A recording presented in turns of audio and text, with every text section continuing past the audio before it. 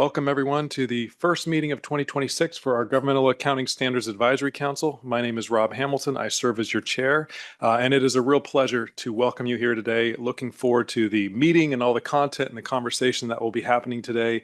Thank you for all the work that you've done to put into the preparation for this.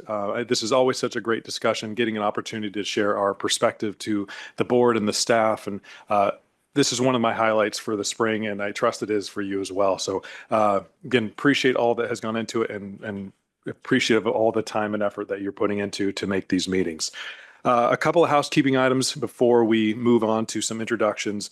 When we do push the microphone button, give it a quick beat before you speak. That way the camera can focus on you first. So just a quick moment before that you do share your comments.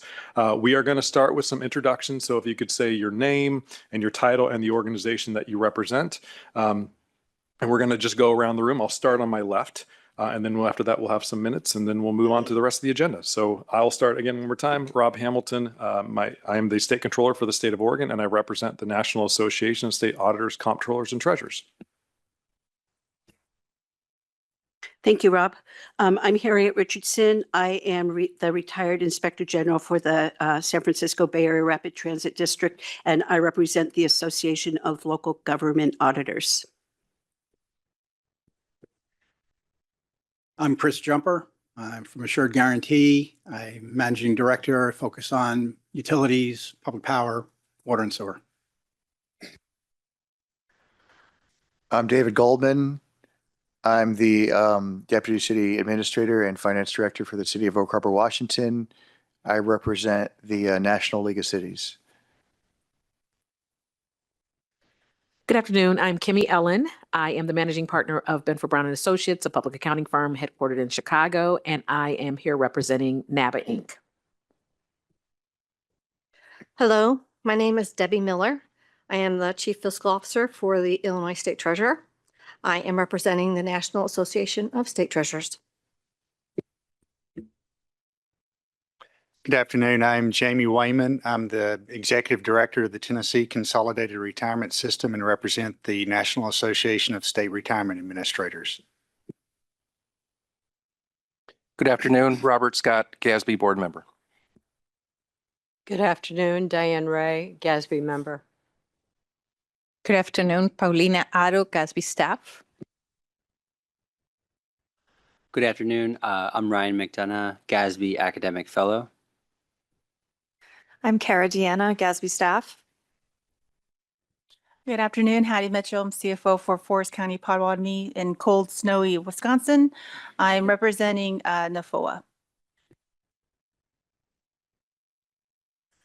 Rob Weber, local government rating analyst at Moody's Investor Service, and I am for the bond raters. Dean Mead. I'm a partner and government and public sector subline leader at Carr, Riggs and Ingram, and I am here on behalf of the National Federation of Municipal Analysts. My name is Sam Rippin. I'm the Chief Financial Officer of the Peabody Public Schools in Massachusetts, and I'm representing the Association of School Business Officials International. And I am Anita Kovacs. I am the Chief Business Officer for Pensacola State College in sunny Florida. And I represent the NACUBA, which is the National Association of College Universities Business Officers. I'm Barbara Baldwin.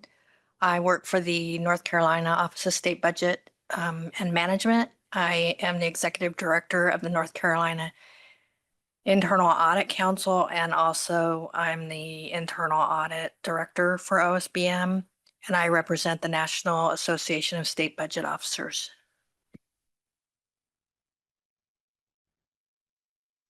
I am Stephen Stewart. I'm the Research Director for the Bureau of Governmental Research in New Orleans and represent the Governmental Research Association. Hi, Jeff Privy, GASB Vice Chair. Joel Black, GASB Chair and resident of beautiful Norwalk, Connecticut. Alan Skelton, good morning, GASB staff. Bob Dacey, Chief Accountant with the U.S. Government Accountability Office. Good afternoon. My name is Michelle Waterworth. I'm a partner with Plante Moran, and I represent the AICPA. Afternoon, everyone. I am Elizabeth Thomas. I'm a partner at Butler Snow, and I represent NABL, the National Association of Bond Lawyers. Good afternoon. I'm John Lazuski. I'm the Commissioner of Finance for the City of Yonkers and the Yonkers Board of Education, and I represent the U.S. Conference of Mayors. My name's Scott Deviney. It's still morning where I work in Washington State Auditor's Office as the Assistant Director for Quality Assurance, and I represent AGA. Carl C. Trun. I'm the Head of Municipal Credit Research at Conning, and I represent the insurance industry investors. Good afternoon. Chris Knight, GASB member. Good afternoon. Erin Hill, Executive Director of the Financial Accounting Foundation located here in Norwalk. Good afternoon. I'm Deborah Beams, GASB staff. Roberta Reese, GASB staff. Tammy Waymeyer, GASB staff. Good afternoon. I'm Carolyn Smith, GASB board member. Good afternoon. I'm Jackie Reck, GASB member.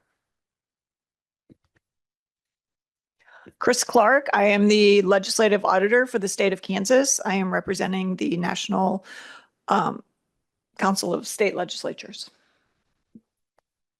Good afternoon. I am Tyler Montana Prescott. I'm the Commissioner of Revenue for Clark County, Alabama, and I represent NACO, the National Association of Counties. Good afternoon. I'm Linda Ragland. I'm an accounting professor at the University of New Hampshire. I represent American Accounting Association. Good afternoon, everybody. It's so nice to see you all. My name is Lisa Parker. I am on the GASB staff, and I am honored to serve as your GASAC coordinator. Thank you, everyone. So next on the agenda, we have approval of the minutes that were provided in the materials that were sent around in advance. Is there any discussion on those minutes? Seeing none, is there a motion to approve? Motion made. Thank you, Elizabeth. Is there a second? Thank you, Dean. All approved, say aye. Aye. Any opposed, same sign. All right, unanimous. Thank you, everyone. Before we move on to the next part of our agenda, I wanted to mention real briefly, when we do have comments, it's helpful if you would turn your name tent up to the side. That will allow me to see that you have some feedback that you want to share. So just wanted to flag that for the comments that we have during the rest of our meeting. With that, I'll turn it over to Erin for the report of the FAF director. Thank you so much, Rob, and thank you everybody for the opportunity to give you an update from the Financial Accounting Foundation. The last time I actually saw you all was, or many of you, was in October, only days after I had started my role as the Financial Accounting Foundation Executive Director. And it was so interesting, and I learned so much just from that very short period of time together, and I look forward to spending some time with you all here today and those who will still be here tomorrow. And welcome to our office in Norwalk. As I mentioned to some of the new members earlier today, this is your office. We work with and for you. And so I want to encourage you all to know that if you're ever in the area and you want to pop in, you are most welcome. I hope that you find the environment here to be welcoming and meets the needs of each and every one of you in the role that you are playing. What GASAC does is incredibly important. It's a real privilege for us to have a couple of members of the FAF Board of Trustees here in attendance. And among many reasons of them being here is to ensure that we are adhering to these due process and independence activities that enable us to have the right to be independent standard setters in the United States of America. So it is an honor and a privilege for us to have that right. We have to earn it every single day. And you being active participants in this process and sharing your feedback and providing your perspective is what enables us to have confidence and, again, to earn that right. So I want to just give a little bit more of a thank you for being here today, for dedicating your time and your effort. It matters tremendously, and we recognize that it is a burden for you to take the time away from your daily lives to be here. So I hope that you enjoy it, you feel like you're getting something out of it, and that you feel like you have active listeners to your perspective. So now I'll jump into my actual remarks. So what I have learned in this being my second time doing this, is that I give some remarks just to talk about what the Financial Accounting Foundation is doing. Again, you may remember that the Financial Accounting Foundation is sort of the parent of FASB and GASB. And as such, we are responsible for the oversight. We obtain the funding to cover the expenses of GASB and FASB. But also in my role, I also provide not only support to the FAF Board of Trustees in their roles of doing their oversight responsibilities, but I also provide support, my organization that is, provides support to FASB and GASB so that they can focus on what they need to, which is standard setting. And so my remarks here are talking about both of those roles, supporting the activities of FASB and GASB, that being finance and HR and technology and otherwise, and also supporting the FAF trustees in ensuring that they can do their role. So since my last update with you all on October 21st, the Board of Trustees of the FAF have had 2 meetings. The first one on November 18th, the trustees convened and approved several important appointments. Just want to remind you all that one of the most important activities of the FAF trustees is appointing other members of the Board of Trustees, appointing GASB board members, appointing FASB board members, appointing GASAC chairs and FASAC chairs, and appointing all of you. So while your organizations have a right to be here, it is also a recognition of, do you have the right talent and experience and perspective to be meaningful contributors to this important advisory council. So since that last meeting, or at that meeting on November 18th, the trustees convened and approved several important appointments, including 3 new trustees to the FAF Board of Trustees, Mark Baer, Greg McGreevy, and Jambul Akpara. Their terms began on January 1st of this year and will continue. They have 5-year terms, only one 5-year term that is, through December 31st of 2030. If you're interested, you can find their backgrounds on the FAF website. I think it's important for you to know that the FAF trustees are very committed also to ensuring that they have a broad stakeholder base within the FAF Board of Trustees. We have 3 governmental trustees, 2 of whom are here today. Thank you very much, Beth and Manju, for being here. But again, this trustees, it's all about stakeholder engagement, making sure we have a full and complete set of perspectives. 1 new FASB member, Catherine Shakespeare, was appointed, and 1 new GASB member, Lisa Washburn, was also appointed. Their terms will both begin on July 1st of this year and conclude on June 30th, 2031. And 1 new private company council member, that's for the FASB, Wim Schaefer's. His term began on January 1st and concludes December 31st. At the February 24th trustees meeting, the board approved Sam Rippon, who I met this morning, to the GASAC. He is with the Association of School Business Officials International as a new member of this council. Thank you, Sam, for raising your hand and being part of this, and congratulations to you for this achievement, and we look forward to your valuable contributions. The Appointments Committee, with the support of the FAF staff, that being me and my colleagues, as well as external search firms, has remained very active, even in this short period this year already, conducting critical searches for candidates to serve on the FAF Board of Trustees, FASB, GASB, and these advisory councils. Importantly, their current searches include, and this is one of our biggest, most monumental years, I have to say, since a little over 6 years ago, which is the GASB chair, as well as a GASB member. So Chris's term is expiring, and as is Joel Black's. So we could go on and on about what a loss this is going to be to GASB, losing the two of you, but this is an incredibly important responsibility of the FAF trustees to appoint replacements for each of them. In addition, we have the FASB chair and a FASB board member also rolling. So you can imagine FASB chair and GASB chair are both going to turn over at June 30th of 2027. So it is an incredibly important responsibility of the FAF trustees to appoint their replacements. As you know, the chair does set the tone for the agenda for the next years, along with the rest of the board. So we take those responsibilities very seriously. We also have 3 what we call at-large FAF trustees. That means trustees that are not associated necessarily with governmental entities, and 1 governmental FAF trustee replacing one of our most beloved trustees, and that being Manju, who's here. And I'm sure that you will see her, and thank you, Manju, for your service. That is a huge loss to the organization and will be very difficult to replace. As well as several key appointments to these advisory councils. The scope of these searches is considerable, and we are committed to attracting and selecting exceptional talent for each of these organizations. We welcome your feedback, perspective, recommendations, nominations, etc.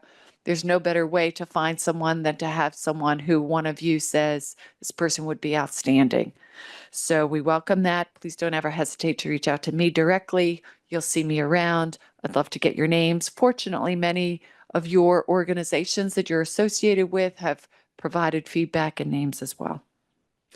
So switching topics from the trustee activity and the searches, I suspect that Joel, you or Alan may talk about this, but in case you have not yet, I'll steal a little thunder and give you a huge shout out to say that I'm so excited for an initiative led here by Tammy, as well as you, Joel, designed to help elected officials and other stakeholders better understand the content of government financial reports and how to leverage this information effectively. Has been launched through a series of video tutorials. I'm sure you have all been raptured.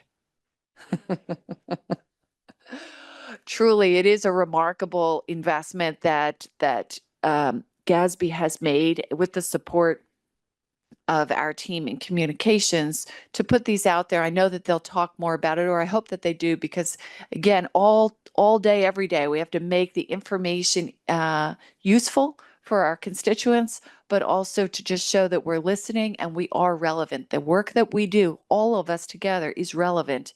And these types of tutorials and the podcasts that Joel it takes place that he initiates and that he leads are incredibly important for making our activities relevant. As highlighted in GASB's recent press release, these series consist of 16 concise videos, concise depending upon your perspective, I guess. Each lasting between 5 and 10 minutes. The series begins with a 3-part introduction to financial reporting, followed by 13 segments, each focusing on a key aspect of the annual comprehensive financial report. This video series offers a modern, engaging way for viewers to access educational content and is readily available on the GASB website. The FAF remains committed to collaborating with FASB and GASB on initiatives that further their mission and enhance this stakeholder engagement. I cannot emphasize that enough. So we welcome your ideas and your perspective of how we can continue to do that. Our relevance is why we earn the right to have this position all day, every day. I'm now going to turn just briefly to our budget. I'd like to share an update regarding our budget. When I met with you all in October, I had mentioned that we had finalized our budget. It went to the Board of Trustees, the FAF Board of Trustees, that is at the November meeting where they approved it, and then it was subsequently submitted to the SEC for its review. You may or may not know that the SEC must ensure that the FASB accounting support fees aligns with certain requirements set forth in the Sarbanes-Oxley Act. On March 6th, the SEC confirmed and issued an order saying that the accounting support fees were appropriate, and therefore management is now working with the PCAOB and FINRA to initiate the assessment and billing process for 26 GASB fees and GASB accounting support fees, respectively. In summary, the budget has cleared all required approvals and reviews, and we're now actively working with our regulatory partners to ensure assessment and collection of support fees for both FASB and GASB. Finally, I'm just going to turn to a leadership update within my own team. Today in our little orientation session, I was showing a slide and it showed the members of my team who are here again to support the FAF trustees and to support all of you, as well as FASB and GASB in its work. And one of those names up there was my colleague, Mary Crotty. She's the Chief Operating Officer. She's dedicated 12 years to her service here and has informed us of her retirement effective on June 30th. And so we're working through whether or not how we would, there is no replacing, but how we would fill her shoes. And so I'm grateful to Mary for her service to this great organization, and we'll take this time and opportunity to re-examine what our organizational needs are.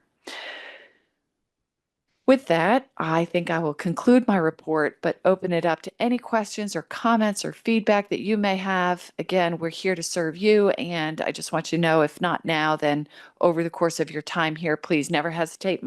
We have all the doors open. My office is right on the other side of the kitchen. Please do not hesitate to stop in, introduce yourself, and tell me what we could do better for each and every one of you. So I'll pause there and then turn it back to you, Rob. Thank you. Thank you, Erin. Any questions for her? Seeing none, thank you very much. Come on. No, Next up, we have Joel for the Board of the GASB Chair. Thanks, Rob. And on behalf of the board and our team at the GASB, welcome to everybody. Very glad to have you in Norwalk and appreciate, as always, your efforts, but in particular, the travel getting here. The last couple of days was probably maybe a little more hectic than normal, but we appreciate all of your fortitude and plowing through and making it here. And as always, we know you all have day jobs and we've provided you with a lot of materials, but the input you provide over the next day and a half is really extremely valuable for the board. We really look forward to it. It's really important. And we know you've invested a lot of time and we appreciate that time. And I can assure you that it is worth it. And the board will take what you guys, the input you guys provide over the next day and a half as we move forward for the week and our coming meetings. So thank you for investing your expertise and your time with us. My report, the fourth quarter report is in your materials. I'm going to kind of talk from that and also update you on things that have happened really from the last GASAC meeting in late October up until now. So we'll cover a lot of first quarter things as well. We did, as a board, approve the tech plan for the first third of 2026. We did not add any projects to the agenda. The board remains focused on listening to our stakeholders. A lot of that listening comes from this group, not necessarily all of it, but a lot of it does, of what we should be working on. You guys are going to do the annual prioritization. That doesn't have to be the time when you tell us the things that we should be working on. The kind of update of things and challenges you're facing that we do every GASAC meeting is an important input for the things that we should be considering and working on. But this annual prioritization is really important to that. But we're focused on working on the things that you all think we should be working on. And so I'm often asked, what does that mean? What is a significant improvement? What does something that's significant enough look like? And I really usually talk about it in three kind of main buckets. One being new or different information that users of the financial report need, and the external financial report is the right place for that information to reside. The second bucket is maybe a gap in GAAP, where there's something kind of new going on, like digital assets, cryptocurrencies, something like that, in your environments, and current GAAP doesn't address it very well, and we need to fill in that gap to tell you how to help you know how to account for these types of items or transactions. And then the third bucket can be a simplification, a reduction in requirements, or a simplification in the complexity of requirements that in turn results in an improved or more efficient financial reporting process. So those are the kinds of things that we're thinking about and looking for to significantly improve the financial report and that we try to work on them. One such thing did result in the issuance, since we've last talked, of Statement 105 back in December on subsequent events. This was us really, if I had to pick which of those buckets this was in, it's probably in reducing complexity, because I don't think our intention was really to add new types of information or fill in a gap, but rather our research showed us that there was a pretty large omission rate of things we thought should be subsequent events, but weren't being disclosed as subsequent events. And so we tried to better explain in Statement 105 what a subsequent event was so that we get more consistent application of that guidance so that users are getting appropriate disclosures for subsequent events. And we're excited for 105 to be out on the street. It's effective essentially for your 2027 financial reports, although I would argue this is one you could probably pretty easily implement early if you were so inclined. More recently, in February at our last board meeting, we didn't object to the issuance of an exposure draft of an implementation guide update or an implementation guide. This one focused really to help you with the idea, concept, definition, and what is a subsidy under Statement 103 as you're working through your implementations this year of Statement 103. We have had a lot of questions about the new subsidy concept for your proprietary funds. And we have 8 proposed new questions and answers that are out in that exposure draft currently, as well as 1 amended Q&A, all focused on the reporting and description of subsidies. So that comment period is open now through April 27th. So we look forward to, while we won't necessarily discuss it at this meeting today, we do look forward to your comments on that exposure draft.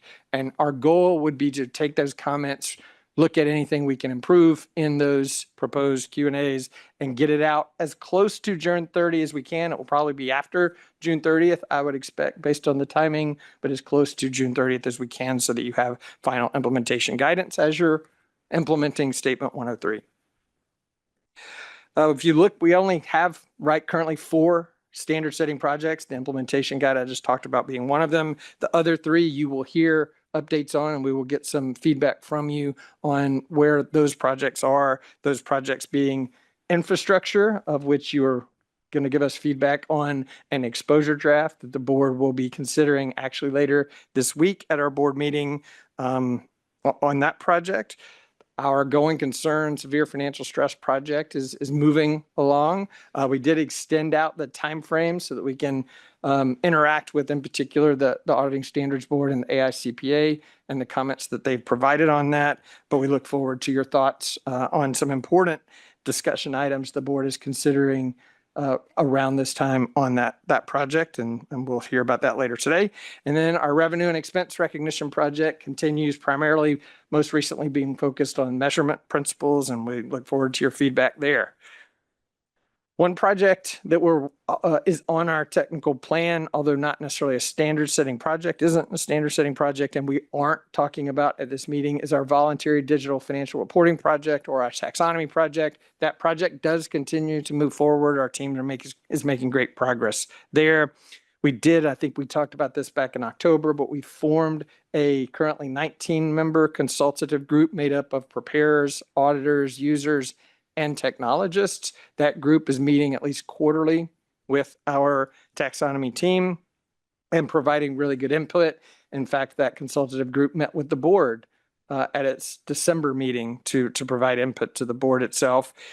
We're working on a discussion memorandum to send out for public comment, probably sometime this summer. It will cover really architectural design decisions we've made related to that taxonomy. For those of you that have been on the council for the last year or 2, you've probably heard these items already have been discussed with you, but we're packaging them together. And as you see them all with some examples of parts of the taxonomy, look forward to your feedback and then getting feedback from a broader constituency group, because it will be out for public comment for anybody to provide us with input on.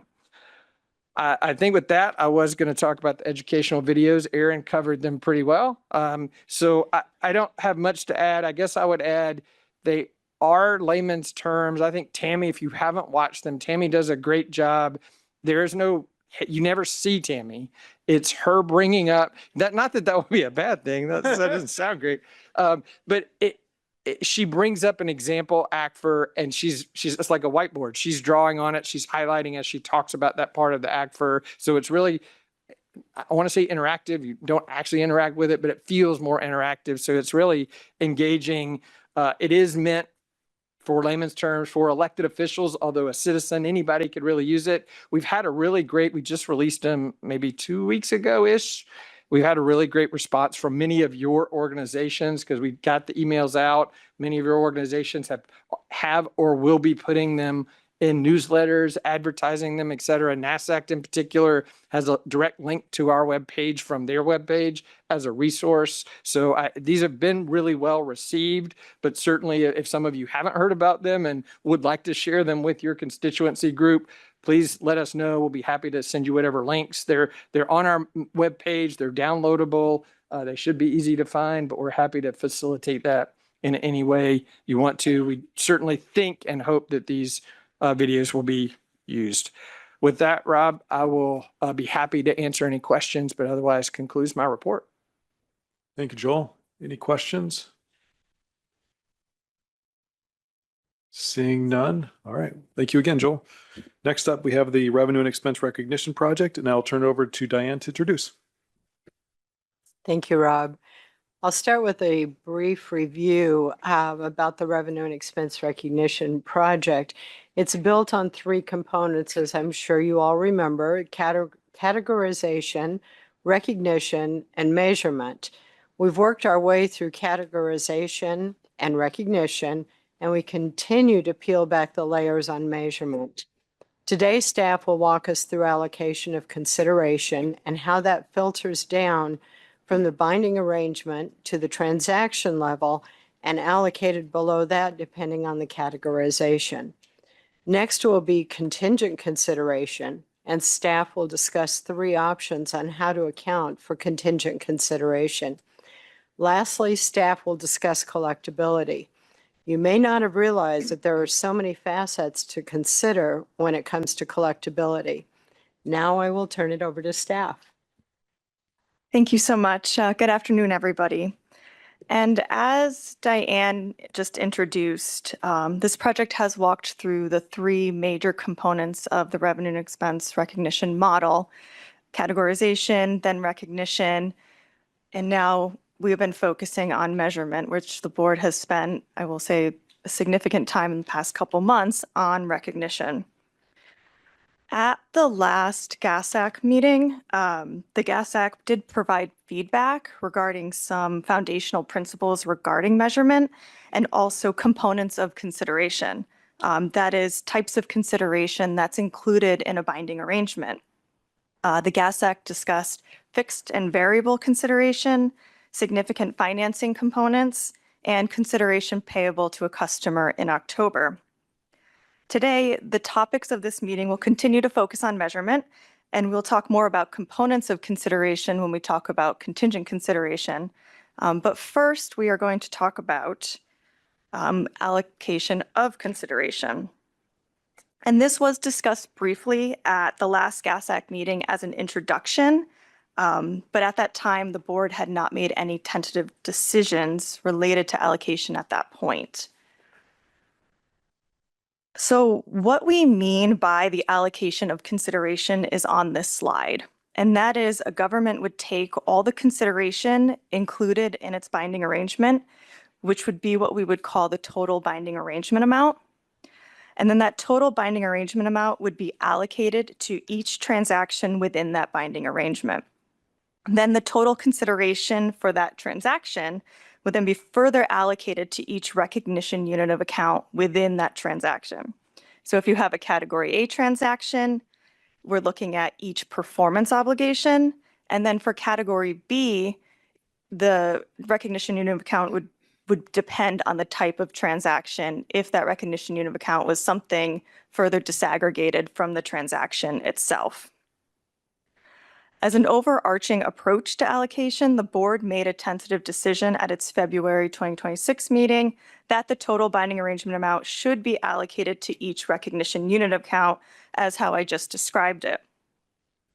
The board concluded that this allocation principle is supported by the tentative decisions that it has made during the categorization and recognition components of this project.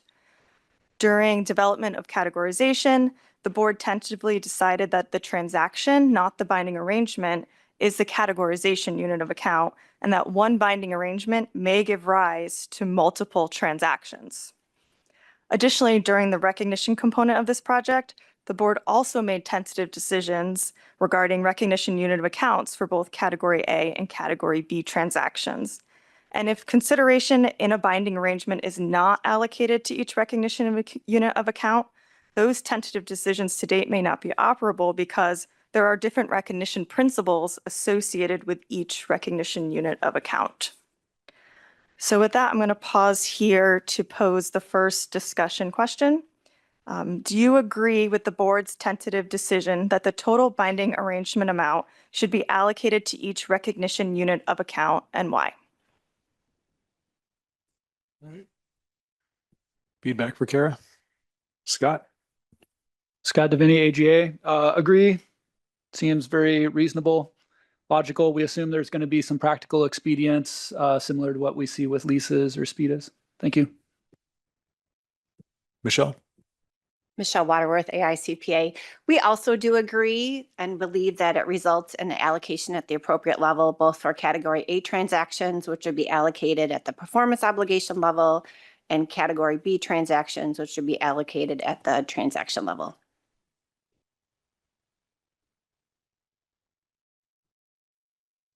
All right. So for the record, Rob Hamilton, GASAC, we also agreed. All right, back to you, Kara. The other tentative decisions that the board made at its February meeting related to establishing an objective for allocation. This was the first step, or this is the first step in developing allocation principles because it can be used by the board as a foundation for developing a methodology for allocation in the future. Because this project covers a wide range of binding arrangements, ones that include Category A transactions, Category B transactions, or a combination thereof, the board thus far has established two allocation objectives. One for the allocation of the total binding arrangement amount to each transaction, and another objective for the allocation of a Category A transaction to each performance obligation.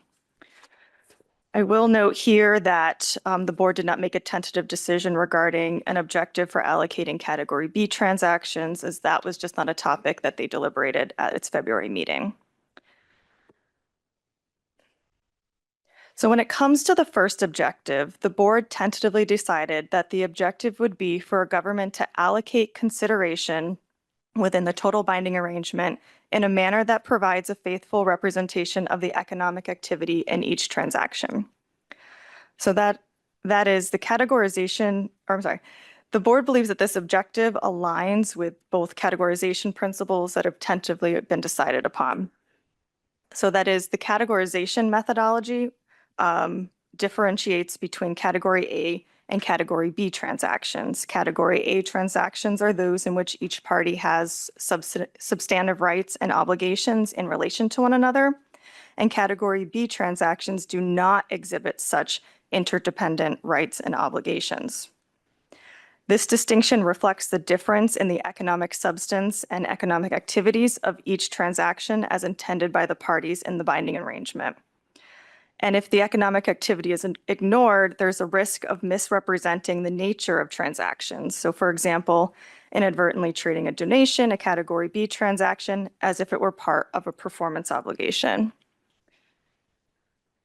So here is an example that illustrates what we mean by the mischaracterization of a transaction. And here we have an interlocal agreement between a city and a fire district where the city is providing centralized 911 dispatching services to the fire district. And in that same binding arrangement, they're also donating a storage facility to the fire district. The district's paying total fixed consideration of $750,000 over 5 years to the city for dispatching services. So from the fire district's perspective, they have a Category A expense transaction for the receipt of those services and also a Category B revenue transaction for the receipt of the donated asset. So if a portion of this consideration applicable to the 911 services was allocated to the Category B donation, then there's a risk that this component of measurement allocation is changing the economic activity of the donation to a performance obligation by contributing a portion of that $750,000 as payment for the storage facility, when in actuality, the intent of the parties was a donation. So with that, I'll pose discussion question 2. Do you agree with the board's tentative decision that the objective for allocating the total binding arrangement amount should be that consideration is allocated in a manner that provides faithful representation of the economic activity in each transaction, and why? Dave? Dave Goldman, National League of Cities. Yes, we do agree with providing financial statements that are faithfully following what's true economic activity. So, Dean? Dean Mead, NFMA. Hard to argue with this. It's kind of a, from an accounting perspective, and mom and apple pie idea, but a lot of it hinges upon how you operationalize it and turn this into a procedure for actually achieving that goal, which is what's tricky about it right now. I think everybody wants right now for their accounting to actually represent what their transaction was economically. It's not always so easy to do. So a lot of this will really depend upon what kind of guidance the board provides for achieving that when it's a complicated transaction and not just a straightforward, obvious answer from a measurement perspective. Harriet? Yes, agree with option 1 for the accurate disclosure. I did have a comment regarding the example. As you've heard me say many times, I like examples when you release exposure drafts and implementation guides, because I think they help, especially when you issue the statements so you don't have to do it later in the implementation guide. When I read this, I wasn't clear what the mischaracterization was. Kara just explained it. And so I think adding that to, if you use this type of example, when you release this, adding the explanation of what the mischaracterization actually would be would make it a clearer example. Thank you. Scott? Scott Devaney, AGA. I'll answer question 2 and 3. We agree. We're hoping the direction for this part of the accounting will be principles based versus rules based. Thank you. Then Rob Hamilton, NASAC, we also agreed. It feels like it's just consistent with the concept statements. Number 1, which I think is really important.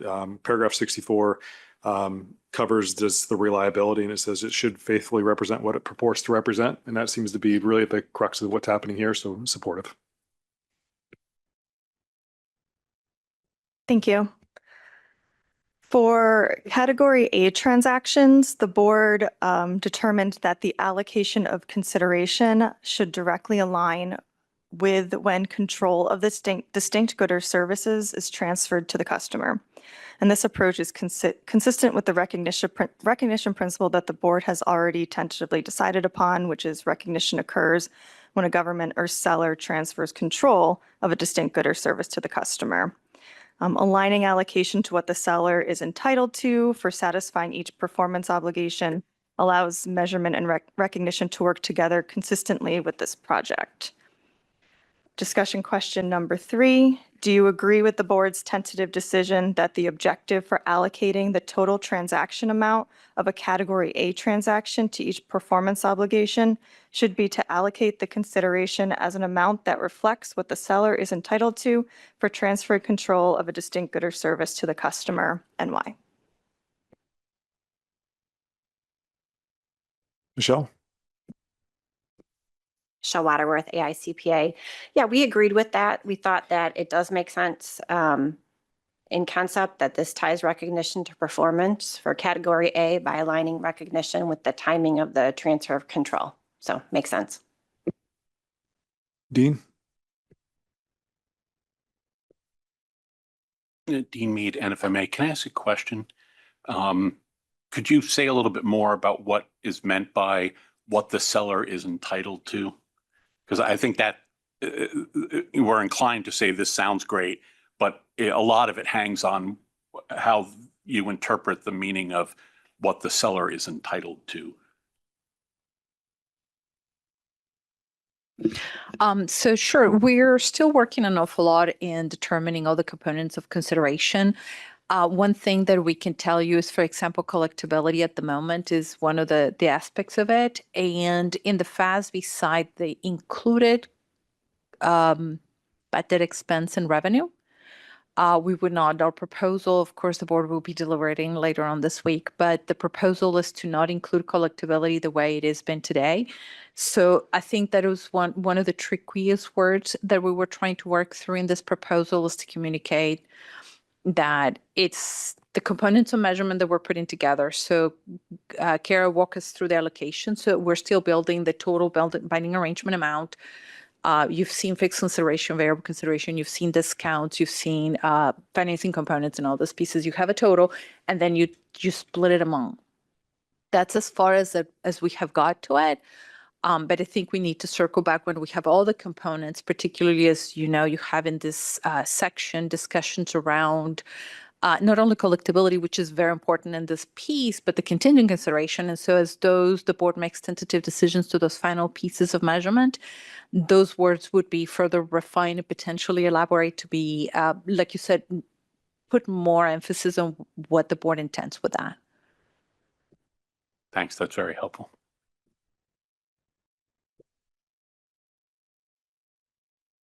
So Rob Hamilton, NASAC, again, we agreed with the staff. And we will turn it back to you, Kara. So this last slide is about the allocation of consideration in existing guidance. So statements standards such as statements 87 on leases, 94, which is on P3s, and 96 on SBITAs already require governments to allocate consideration between multiple components. So for example, in Statement 87, there's guidance related to lease and non-lease components. And in most of those cases, that non-lease component could be a maintenance service component, which could typically fall within a Category A transaction in this project. So although the board has not made tentative decisions regarding the methodology yet, there is a possibility that the allocation methodology that the board develops in this project may differ from the allocation methods used in those statements. So therefore, the board did tentatively decide that proposals in this project related to the allocation of consideration would not disrupt existing guidance.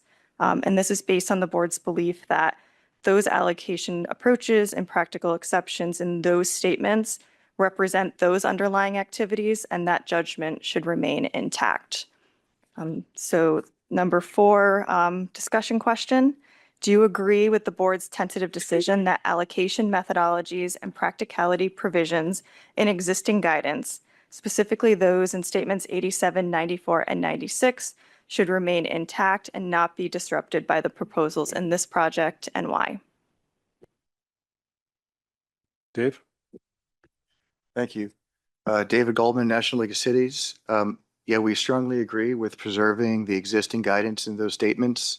Local governments may have invested significant financial and administrative resources into implementing those standards, some of which were more complex than others. So disrupting those existing allocation methodologies may impose a cost burden without necessarily providing additional value, at least from the perspective of governing bodies and the public. So,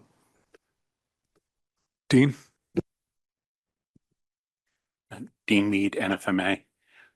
Yeah, our presumption is that this project is developing general standards, and that when the board is looking at specific transactions like leases or subitas, that there may be reasons to divert from what those general requirements are. And certainly with respect to these three statements, until that they've been re-examined in practice, and the only one that's getting that kind of attention right now is leases in the PIR. I mean, that really should be the basis for making decisions about changing those standards, and not the broad requirements that are being established in this project. Michelle? Michelle Waterworth, AICPA. Yes, we also agree for many of the same reasons that Dean just mentioned. It seems like those allocation methodologies were developed specific to the nature of those transactions, including the existence of the practicality guidance. So don't see a need to disturb that guidance in this project. Scott? Scott Davini, AGA. Yeah, we're reasonably certain that we agree. Like David explained really well, we're strongly in support of the idea of like not changing leases and SPIDAs and PPPs. But that said, I guess we're hoping that the RER will consider alignment and will remain as consistent as possible. I think it's always relevant to identify if there's going to be any like misalignment within standards, and if it is some type of an evolution or like a better idea, then I think you should consider like what is this truly like a difference for leases or SPIDA, or is this just a new idea? And if it is a new idea, then hopefully that's really there's implications of that, I guess. Thanks. Kimmy? Kimmy Ellen, NABA Inc. We overall agree with retaining these provisions. We feel that they support our financial stability reporting, and it reinforces consistent application. All right, and then Rob Hamilton, GASAC, we also agreed.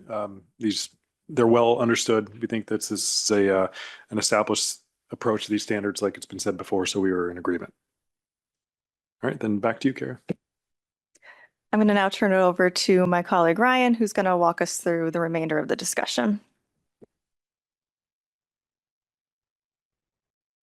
Thank you. So we'll now move on to two measurement issues that the board will be discussing at its meeting this week.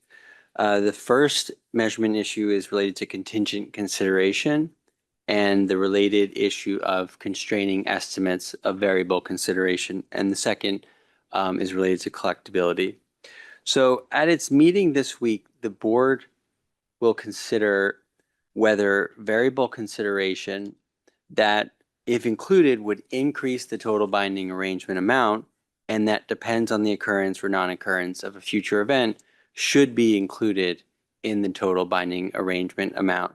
And so we're referring to this as contingent consideration and fundamentally asking, should this be included in the estimation of the total binding arrangement amount? And so examples of contingent consideration include performance bonuses, certain incentives, and certain penalties that the government may impose. And we'll look at some examples of those in just a moment. Now, for context, the board has already tentatively agreed to include variable consideration that decreases the total binding arrangement amount, such as refunds, rebates, and discounts. The discussion today is focusing on contingent consideration, which would increase the total binding arrangement amount. Related to this, the FASB incorporates an approach to constraining estimates of variable consideration, which directly informs one of the accounting treatment options that I'll lay out in a moment. FASB Topic 606 requires variable consideration to be included in the transaction price only to the extent that it is probable that a significant reversal in the amount of cumulative revenue recognized will not occur when the uncertainty is eventually resolved. So this approach is an asymmetric approach. In particular, the constraint is focused solely on potential downward adjustments to revenue, not on both downward and upward adjustments. It requires significant judgment, including assessments of the probability threshold and what constitutes a significant reversal. And notably, this constraint was identified in the FASB's post-implementation review of Topic 606 as an area of challenge for practitioners. We'll get into the options in a moment. Just as a bit of a preview, the project staff does not recommend this constraint in this project. We believe there is already complexity associated with estimating contingent consideration in estimates of the total binding arrangement amount, to then additionally require assessments of whether those estimates are probable of being reversed, we believe adds to that complexity.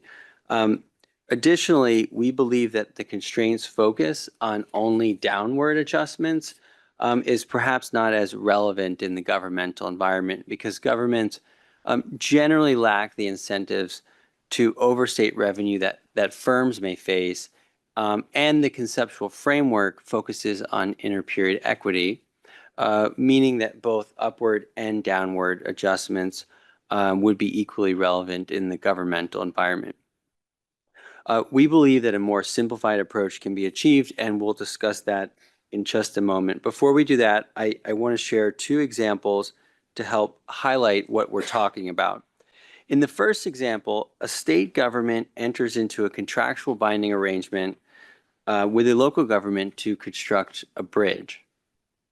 The terms of the arrangement indicate that if the state completes the construction 6 or more weeks ahead of schedule, it is entitled to a performance bonus of $5 million. And that's in addition to the fixed consideration, but we're just focusing on that variable consideration, the contingent consideration, in this case, the performance bonus of $5 million.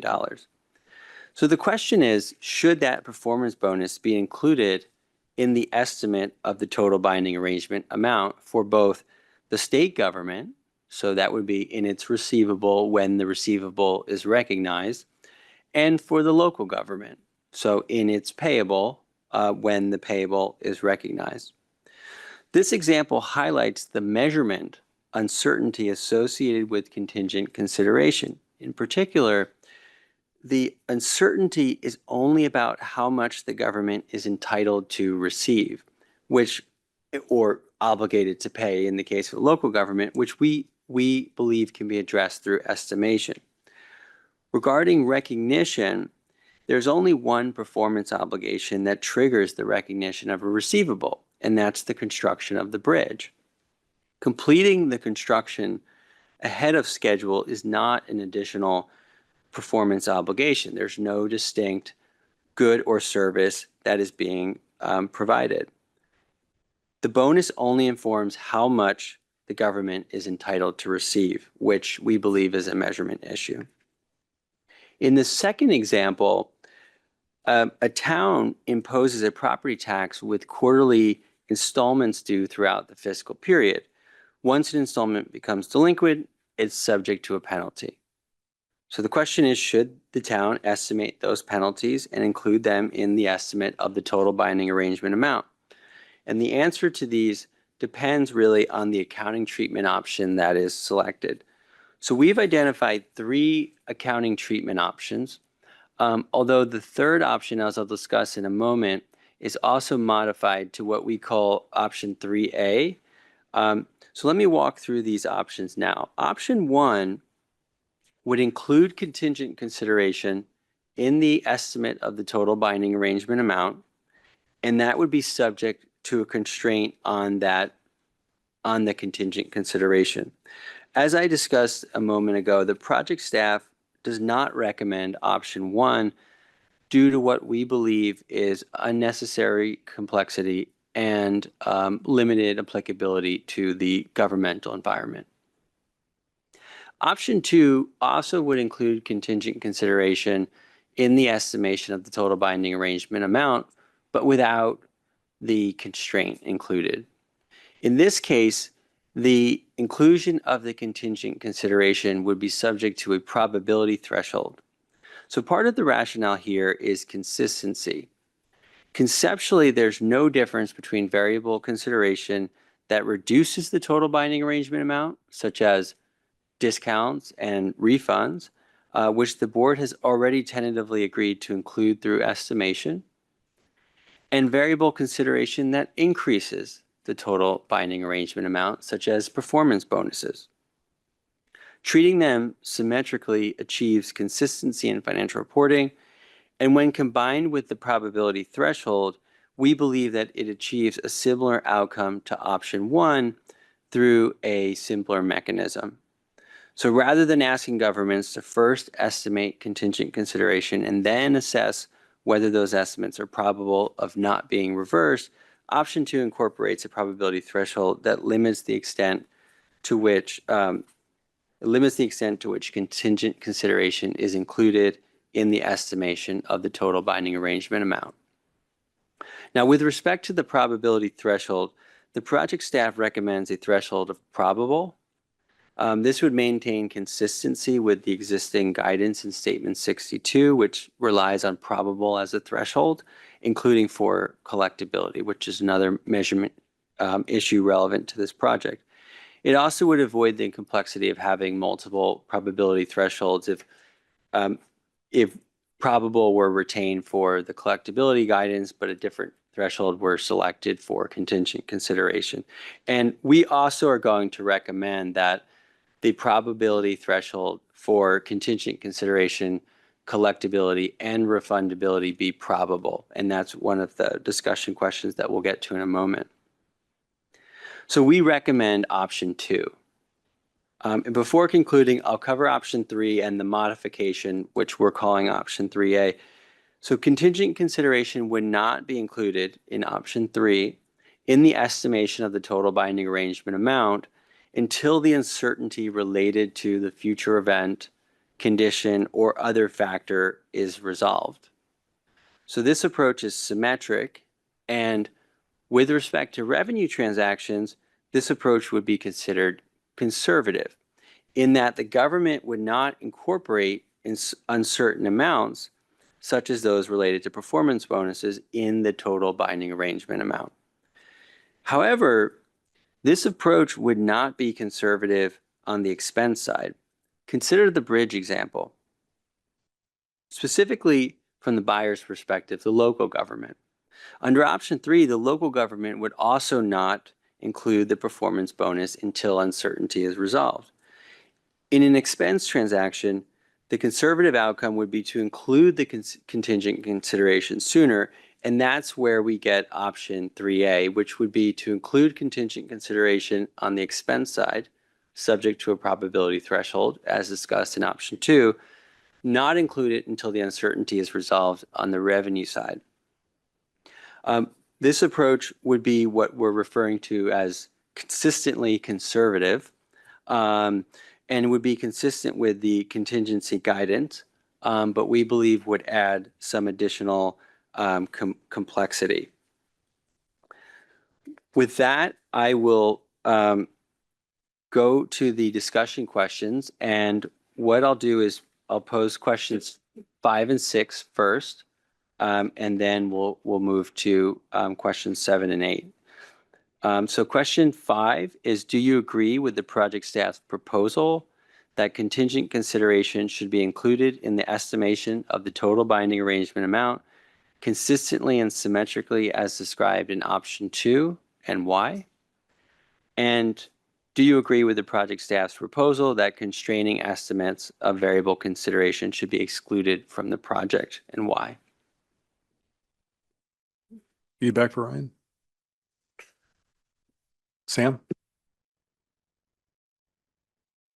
And thank you for your presentation, Ryan. I guess I would say,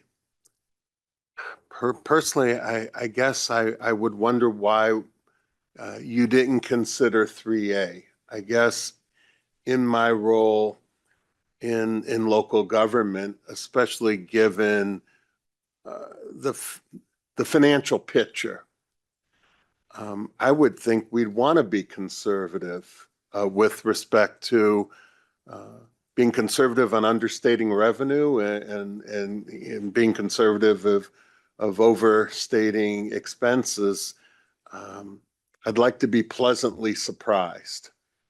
I guess would be my thought. Thank you. Dave? David Goldman, National League of Cities. We do agree with option 2, utilizing the probable threshold across the board. Elected officials rely on predictable, realistic financial data to understand, the various government's financial positions, and using this probable threshold for contingent consideration helps ensure that we're not inflating like projected revenues and or understating our liabilities based on remote or highly uncertain items coming up. Also, adding a complex constraints might introduce too much subjectivity, into the calculation, and that might also increase our costs, and it might not be really worth the value of doing that. It might not give our governing bodies or the public any additional information by doing that, but it would, take extraneous effort. So. Michelle? Michelle Waterworth, AICPA. First, I do not have a consensus from the AICPA. So what I'm about to say are my personal views. From a theoretical perspective, I agree all day long. I appreciate the symmetry with option 2. I think it appropriately results in the best estimates in a financial statement. But as I try to think about examples here, I do worry about the practicality of making these estimates, particularly in cases where governments have little to no history on certain types of transactions. And I'm also concerned about the accuracy of making those estimates. So concerned, I guess, about the cost benefit, even though theoretically all day long I'm supportive of option 2. Scott? Scott Deviney, AGA. I think our group was just thinking about the practical considerations. Yeah, we didn't agree with option 2. We were strongly supportive of option 3 because we were perceiving that was the option that was consistent with the lease and SPIDA standards. Maybe staff can correct me if I'm wrong here. We can respect where it's coming from, wanting to be more precise, but just not seeing benefits outweigh the costs.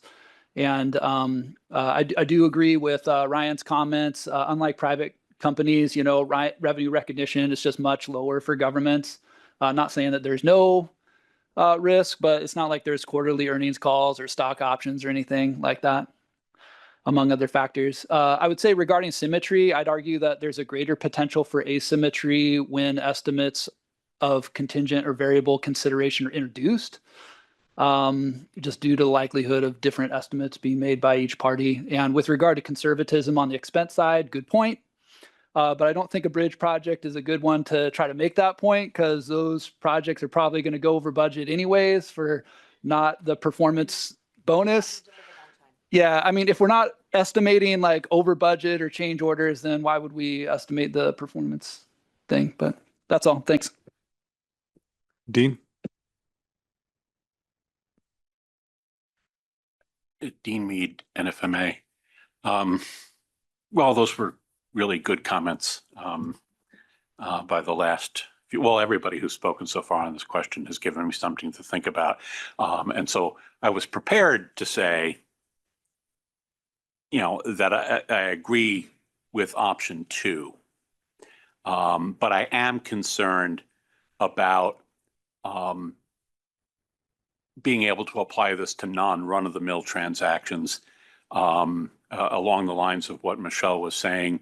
And I do have a certain sympathy for the notion in option 3 of waiting until for certain, before taking into account anything like performance bonuses or lack of performance penalties. Which kind of leaves me somewhere in that white space in between those two boxes, on option 2 and option 3. And I was going to say this when you asked 7 and 8, but I think Scott kind of touched on it when he mentioned Sabitas. I mean, in 87 and 96, in looking at the types of payments that are included in the measurement of the liability, they use reasonably certain, which is a higher threshold than probable. And there may be very good reasons why that threshold should be higher for leases and subitas than it would be generally under these standards. I don't know what that reason is, but I'll be honest, I don't remember when the board talked about the probability threshold in those projects. But I think that kind of falls under option 3. I mean, unless you're almost certain it's going to happen, you don't do anything with it until the event has actually occurred. And so these things like variable payments and residual value guarantees and certain other things like that, those standards treat as you don't include it when you measure the liability or the asset, and then each year, if they happen, they become a part of of what you recognize for revenue or expense. And then I think in many of those cases, then you disclose those things that weren't a part of the original measurement. That's a long way of saying, I'm not vehemently opposed to option 2, but I probably feel a little bit better about option 3. And I do want to say something about being conservative, which I think is a great idea from a financial management perspective. I'd like prudence on the part of my financial managers, which might mean conservatism, but I want this to be in concert with the earlier principle that you asked us about, which is the economic reality of the transaction. And conservatism often is not consistent with accurately measuring the transaction, and that's why it's not actually a principle any more than matching is in governmental or private sector accounting. Chris? I don't really have an answer to the question posed, but I did want to say the example of the property tax and delinquent payments caught my eye, because my office just did a study of local counties' collection of property taxes in Kansas and how much it's costing them to do that on behalf of the state. An interesting fact, though, was that the user fees and fines, basically the delinquent fees and fines, was more than it cost the county to have the staff pursue the taxes. So I wanted to ask if there's like a magnitude aspect of this, that you're actually bringing in more than it's costing you for this contingency. And B, you don't want to count on people being late and delinquent.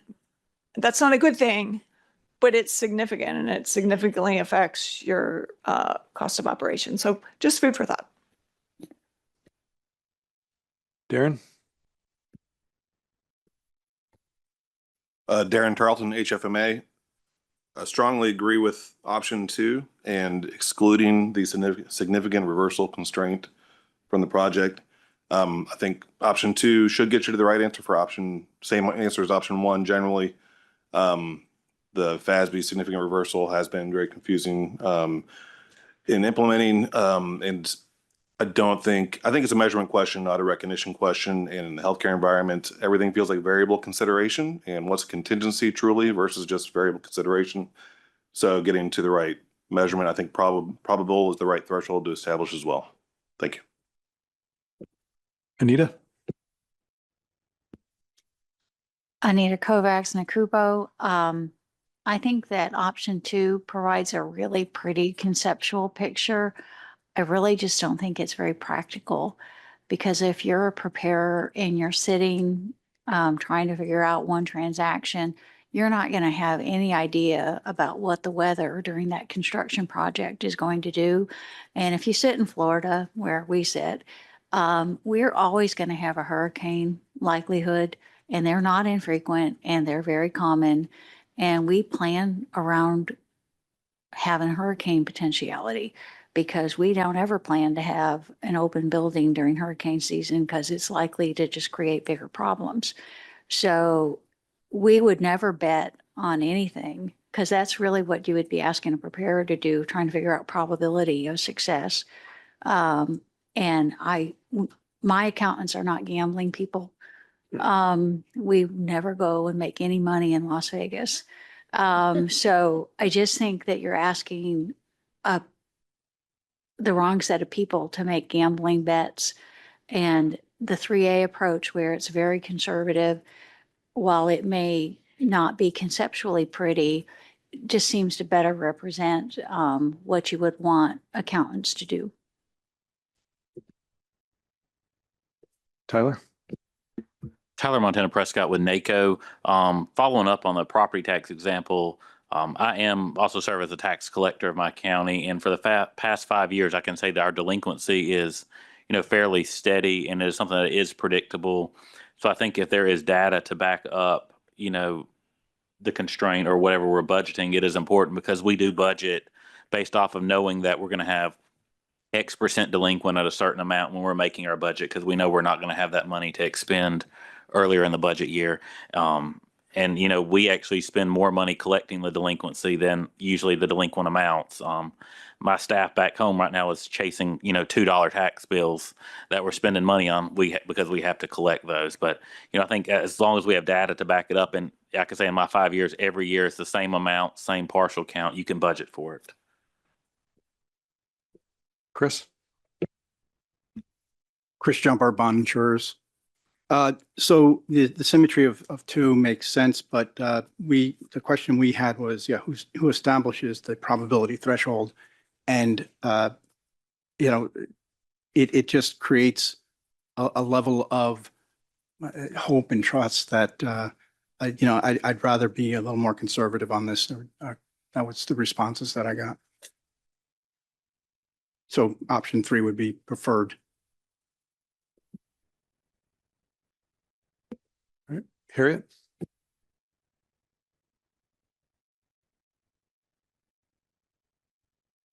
Harriet Richardson, Association of Local Government Auditors. I had originally put down option 2, but hearing discussion, I agree with option 3 also, more than option 2. Again, who is going to, like Chris said, who's going to figure out the probability? I worked for an organization where the accountants would have always relied on the like the engineers or things, if you're talking about a construction project, things like that.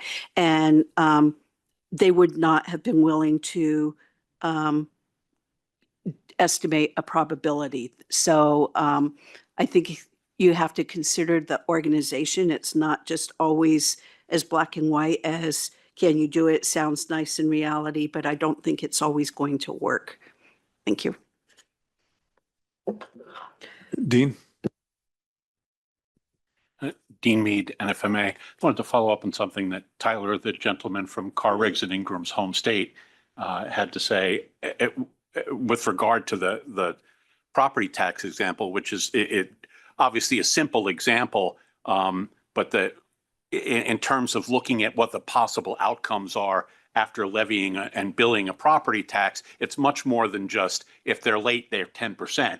It often builds over time. The later they are, the more expensive it's going to get. And the notion of taking it that far and saying, well, I'm not just going to estimate who's late, but how late they're going to be, and therefore how much we're going to charge them. And also then how many of them are never going to pay, and therefore we're going to seize their property and sell it, and how much we're going to get for selling the property tax lien. It's a very complex concept. And so not only do I not have faith in the ability of or the appropriateness of estimating some probability of the penalty, the single late penalty, I definitely don't for any of those other potential outcomes beyond that. Stephen? Stephen Stewart, Governmental Research Association. Research Association. Appreciate all the work in the paper. It's very interesting to see the different options of contingent consideration. This was a difficult one to kind of wrap my head around. I think where, after hearing the discussion, I think I fall close to where Anita is with her concern about just the practical nature of implementing this, and perhaps a conservative approach would be better to have for the user to have greater confidence in the figures. Sean?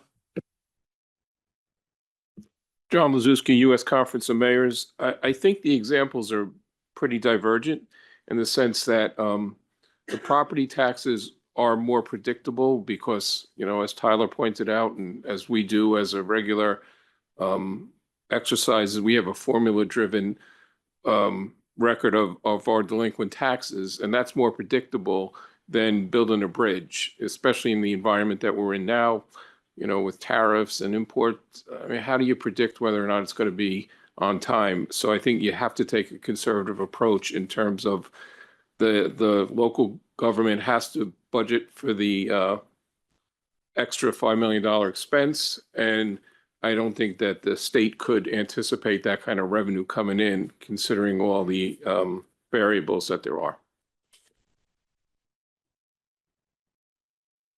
All right, great discussion. So Rob Hamilton, GASAC, just real briefly, we were a little bit torn in our group too, between 2 and 3. I think where, for personally speaking, I'll share my perspective. I like the consideration of the FASB experience. I thought that was really telling. I think where I'm wrestling a little bit with it is how option 2 fully addresses some of the FASB challenges with it all, since we're bringing back in probable. It just seems like we're getting to the same answer, just through like a little bit of a different way, if I'm understanding it right, which I admit that maybe I'm not. So just something for that. I like the symmetry, and I found myself wondering, and I think I heard it, I forget when like a giant ledger in the sky where we got all our receivables equaling all our liabilities. And I know we're not ever going to get there. And I know that's not really what's being proposed, but I found myself kind of wondering about that through that construction project.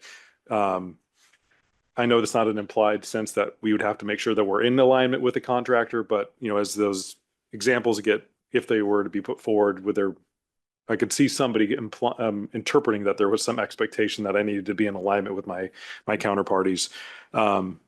But just kind of those where we were. But all right, I know question 6 nobody really answered. I know you posed that, Ryan. I will say we were comfortable with or got answered in a variety of ways, but we were comfortable with probable for our group as well. So back to you for 7 and 8. Thank you. And yes, it didn't sound like there was much support for option 1, which was the option with the constraining estimates of variable consideration. But if anyone does support the constraint, we would love to hear from you. I'll jump to the next 2 questions now that relate to probability thresholds. Even if you preferred an option that didn't, so option 3 that didn't require a probability threshold, we'd still be interested in hearing your thoughts on the probability threshold if one is used. And also question 8 deals with the probability threshold for uncollectible amounts and refundability. So question 7 is, do you agree with the project staff's proposal that contingent consideration should be included in the estimation of the total binding arrangement amount based on a threshold of probable, and why? And question 8 is, do you agree with the project staff's proposal that the probability threshold applicable for estimating uncollectible amounts and refundable amounts should be probable, and why? Dean? And DME to NFMA, notwithstanding what I said before about reasonably certain, which and certainty, which I think is a probability too. It's just a probability of 100%. Probability is the law of the land, except when we do things like more likely than not.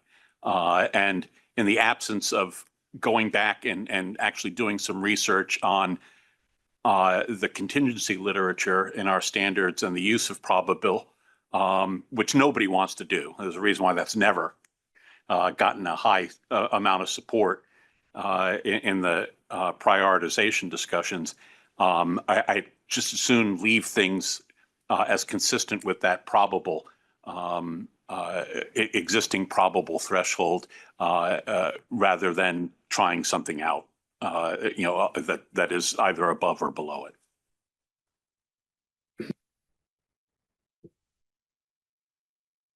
Scott? Scott Deviney, AGA. Yeah, 7 is a tough one because we mainly just like option 3. And And I think that there may be some inconsistency with standards there. I hear you on, GASB 62. I think we were more on like, well, maybe reasonably certain. But yeah, I'll just keep it at that. With 8, yeah, definitely stay at probable for uncollectible and refundable amounts. Yeah, that's extant. And I feel like the collectability there, that's appropriate asymmetrical reporting. Thanks. All right, looks like we're back to you, Ryan. Okay, thank you. Now we'll turn to the second measurement topic the board will discuss this week, which is collectability. Keep in mind that the proposals in this section are really intended as clarifications and improvements to existing guidance as it relates to measurement. The first proposal is that revenue should continue to be recognized and reported net of uncollectible amounts for both Category A and Category B revenue transactions. This is consistent with existing guidance, which already requires revenue to be recognized net of estimated uncollectible amounts. And this approach is supported by the fact that the governmental environment has different collectability considerations than the private sector because of enforcement mechanisms such as liens and garnishments, as well as statutory constraints that influence when and how receivables may be written off.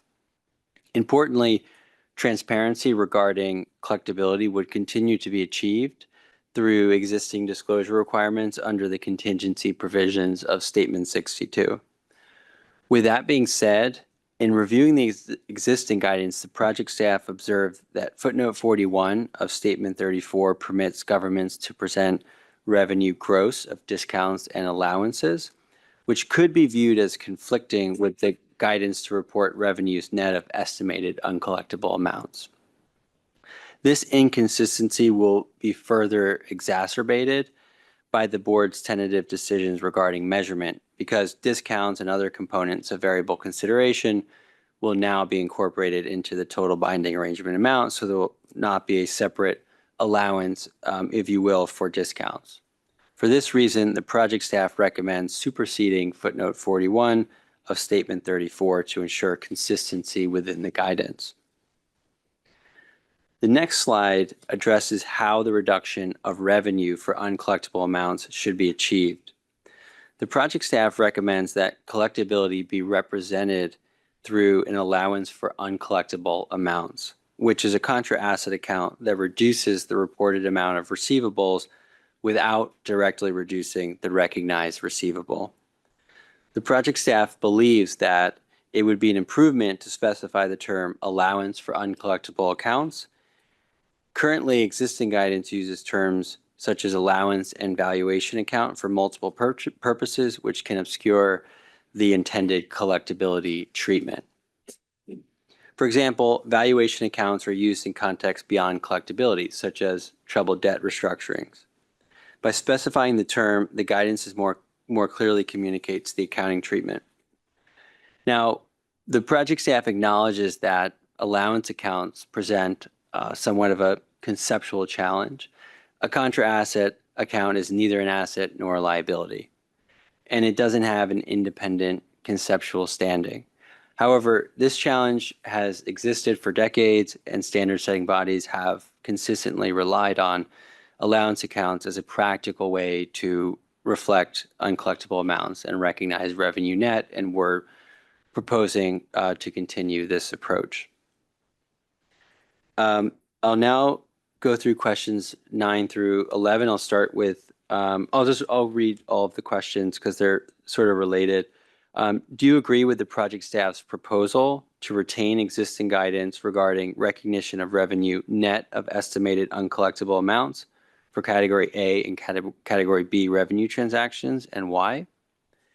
Do you agree with the project staff's proposal that the reduction of revenue associated with uncollectible amounts be recognized through an allowance for uncollectible amounts, which would be a contra asset account, and why? And do you agree with the project staff's proposal that existing guidance provided in footnote 41 of Statement 34 be superseded, and why? Dean?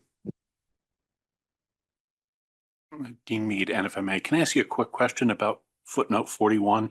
And that's just a display option, right? I mean, it's not a recognition option, and it all gets totaled up the same way.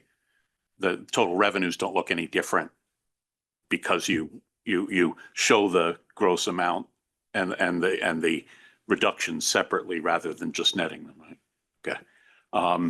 Yeah, I don't really care about that display option. So we feel good about all three of these.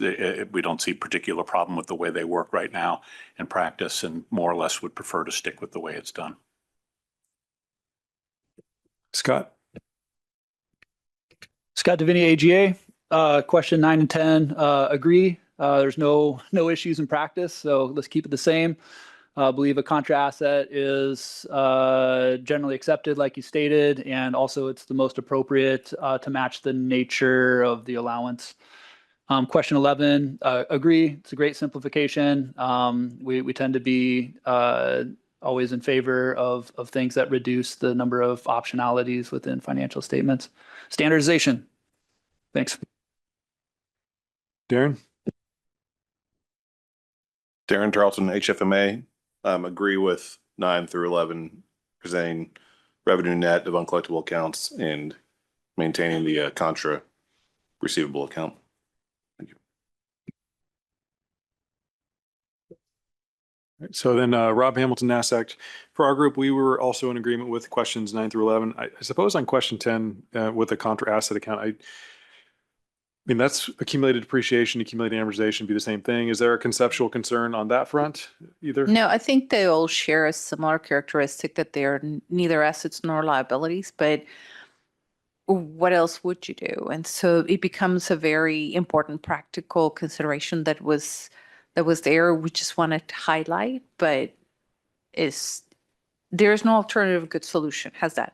Okay, that works. And then the other item that I was curious about is footnote 41 with that option. Was there something with the development of statement 34 why that was offered up? Was there a movement towards retaining that presentation option? No. So what happens is, as you know, 33 and 34 were worked together. And so a collectibility was embedded as revenue net. But then we gave the option. But then when you see what Dean mentioned, if you start really running through the journal entries to make the gross presentation, the journal entries just become completely convoluted. So it almost feels like it's a contradiction between them. And so we thought it was probably a little bit more practical if we say recognize revenue net, then presenting it net seems to be like a cohesive way to get you there, as opposed to then how do I do this gross revenue thing? And in the board papers, we had a good amount of discussion about issues that exist in the governmental environment with collectability. Many states have state statutes that cannot write receivables, cannot have bad debt expense, cannot these things. And so we were trying to find a cohesive way to resolve that. And so that was the rationale for that. Thank you, Paulina. All right, Ryan, it looks like we're back to you for the next questions. Thank you. So the next slide addresses the measurement unit of account for collectability. The project staff does not recommend prescribing a specific measurement unit of account. Rather, we believe the guidance should emphasize that governments determine appropriate groupings through exercising professional judgment. The rationale is that collectability uncertainty often cannot be resolved at the transaction, binding arrangement, or even customer level. And even if it is possible, it may be too costly to do so.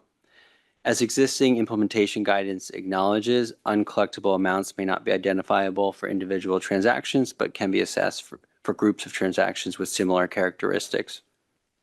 So we believe a government should be able to develop different methodologies and assumptions for the groupings that they believe are necessary based on a government's own circumstances.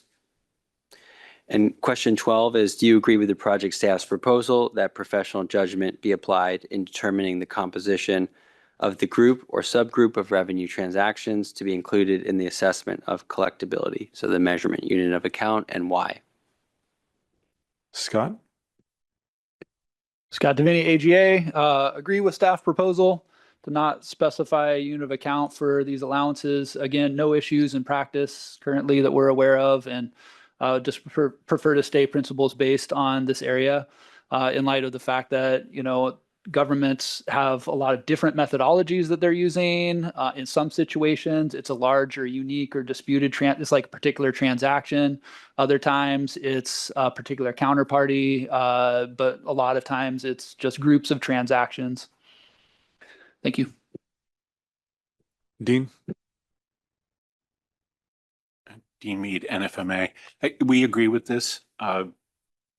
I think not every accountant would know what's called a portfolio approach, but I think they all if you explained it to them, they'd understand that's what they're doing with most of their taxes, with government grants of each particular type.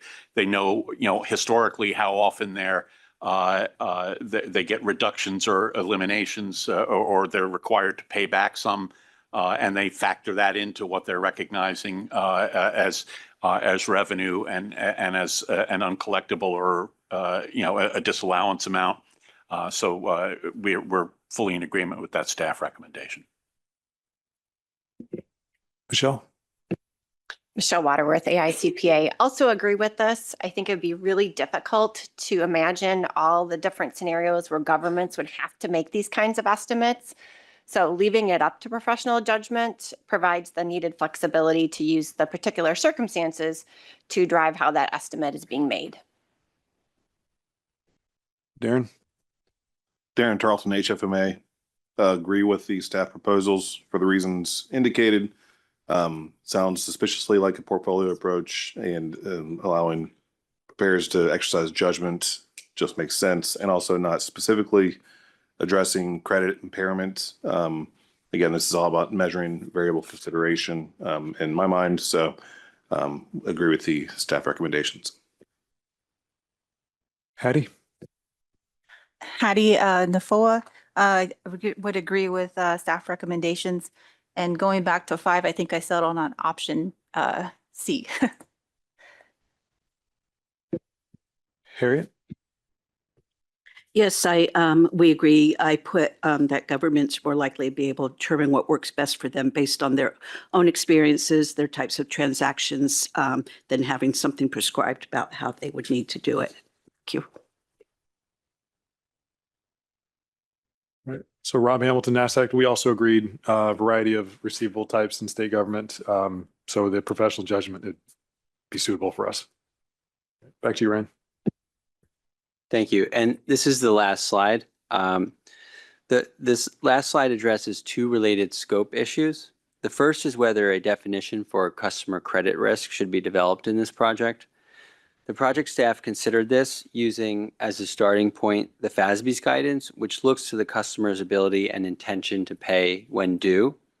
However, in the governmental environment, the customer's unwillingness to pay plays a significantly lesser role than in the private sector, given the government's enforcement mechanisms. And a definition limited to the customer's ability to pay could be narrowly construed to mean insolvency, which may not capture the full range of collectibility considerations that a government faces. And more broadly, the project staff is concerned that even if a definition were limited to the scope of this project, it could potentially have unintended consequences for transactions outside the scope of this project, such as lending and leasing transactions. For these reasons, the project staff does not recommend developing a definition for customer credit risk. The second related issue here is whether conforming amendments should be made throughout the broader literature to clarify the accounting treatment for collectibility. The project staff believes that the clarifications proposed in this discussion should be limited to amending existing guidance related to revenue transactions that are within the scope of this project and should not be extended to any other transactions outside the scope. And so the last 2 questions are, do you agree with the project staff's proposal to not develop a definition for customer credit risk in this project, and why? And question 14, do you agree with the project staff's proposals regarding not making conforming amendments throughout the literature that is outside the scope of this project about the accounting treatment for collectibility, and why?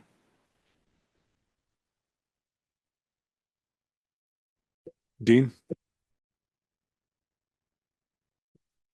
Dean Mead, NFMA. On 13, yes, if this is something that governments want to take into account, there are established means of assessing, a counterparty's creditworthiness that GASB doesn't need to get involved in. At 14, I agree with that as well. The scope confines of the project are what they are, and you're not going outside of that to deal with any other stuff. Why would you pick this particular thing to violate the scope of the project? So yes on 14 as well. Scott? Scott Deviney, AGA. Yeah, question 13, agree. Just sounds like a big complexity, and agree that it's not necessary for the government environment. This might be a reason to be different.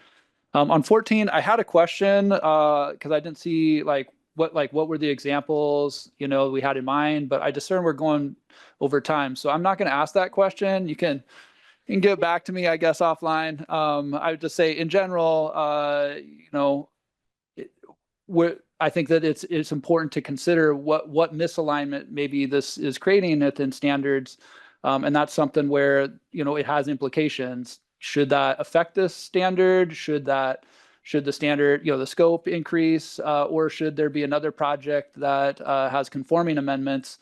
And I think that maybe to the board's consideration, if it's not done now, then when would it ever be done? And I think that's what you don't want to do, is to pile up a bunch of misalignment that maybe is unnecessary. But that's all speculative because I don't know what exactly we're talking about. So I'll be quiet now. Thank you.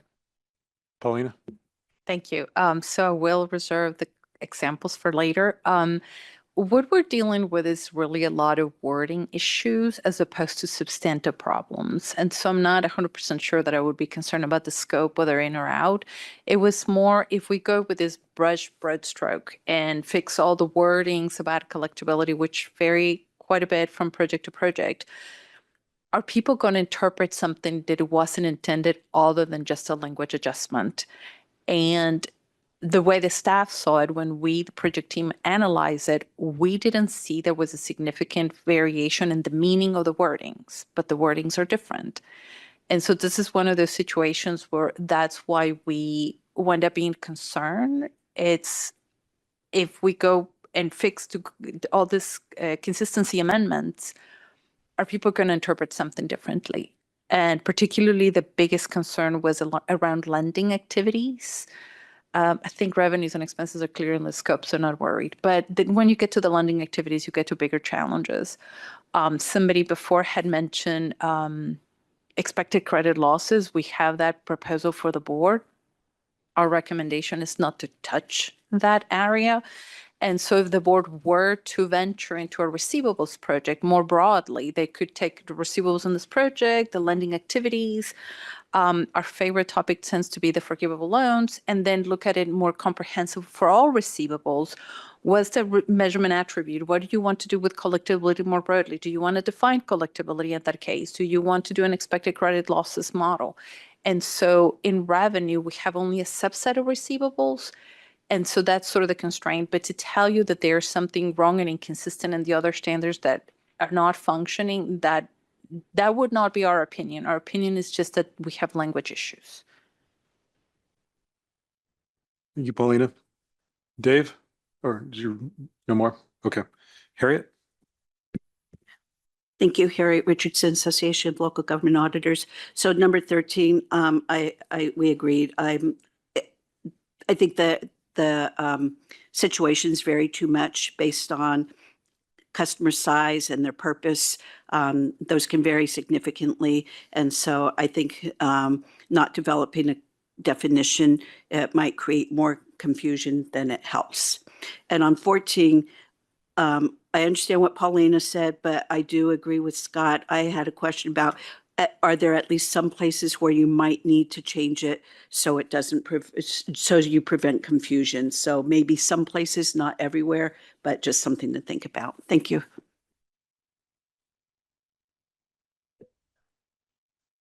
So Rob Hamilton, NASAC. I agree with question 13. It seems to be in line with question 12, allowing more professional judgment. I like that. I mean, we have, when the receivables the size of the state, I think it would be really difficult to operationalize something along those lines. Then question 14, I found what you said there, Paulina, really compelling, and I'm thinking about our own policy development in state government. There are times where just through the iterative process, the language changes a little bit, but with keeping the project moving forward, I think is really valuable without trying to go back and get every single thing into standards to be exactly the same language. So that's where I'm at. Okay, Ryan, back to you, but I think that's the last question. Or okay, thanks everyone. Next up, we have going concern and severe financial stress, and I'll turn it over to Chris. Thank you, Mr. Chair. So we're going to move from a technical discussion that's anchored in recognition and measurement, and we're going to move more to take a step back and think about disclosures and think about the condition of these different government organizations. I think we're all aware over the past few decades or so of different municipalities that have struggled as far as their financial certainty goes and whether they will be around in the future. And that had caused and brought about the need to dive deeper into looking at going concern and whether that measure and the related disclosures really address the underlying concerns that we have and the underlying needs of users of financial statements. So as we move forward, I think it's just really important for us to orient ourselves to think through the bigger picture, which is what fundamentally do we really need? We can get into names and what we call things and who has ultimate responsibility for whether it's saying an organization is a going concern uncertainty or otherwise. But first and foremost, it's really anchoring yourself in what's important for a user of financial statements to understand if an organization is in some sort of severe financial stress, or if an organization may not be around tomorrow for many different reasons, right? And so I think you all had the opportunity to read through the first couple of pages, which does an excellent job of getting us to where we are now. But I just wanted to take a minute to ask that everybody take a step back and let's not get too in the weeds, but understand why we're here and what we're trying to accomplish, and let that guide us through the conversation over the next half an hour or so. Thank you. All right, thank you, Chris. So in this project, we did issue a preliminary views document last year, and we are still in the very early stages of redeliberations based on the feedback that we got from that document. So we have two papers for you today. First paper covers what the board discussed in February. The second paper covers what the board will discuss later this week. So paper one starts with what the board considered in February, which was the use of the term going concern. So that term is currently used in Statement 56 and the guidance of many, but not all, other accounting and auditing standard setters, although not always with a consistent definition among them. In the initial deliberations on this project, we use the term going concern in reference to continued legal existence regardless of financial condition. Ultimately, we decided to use the term probable dissolution in the preliminary views rather than going concern. And so therefore, the preliminary views proposed to eliminate the term going concern from the accounting literature.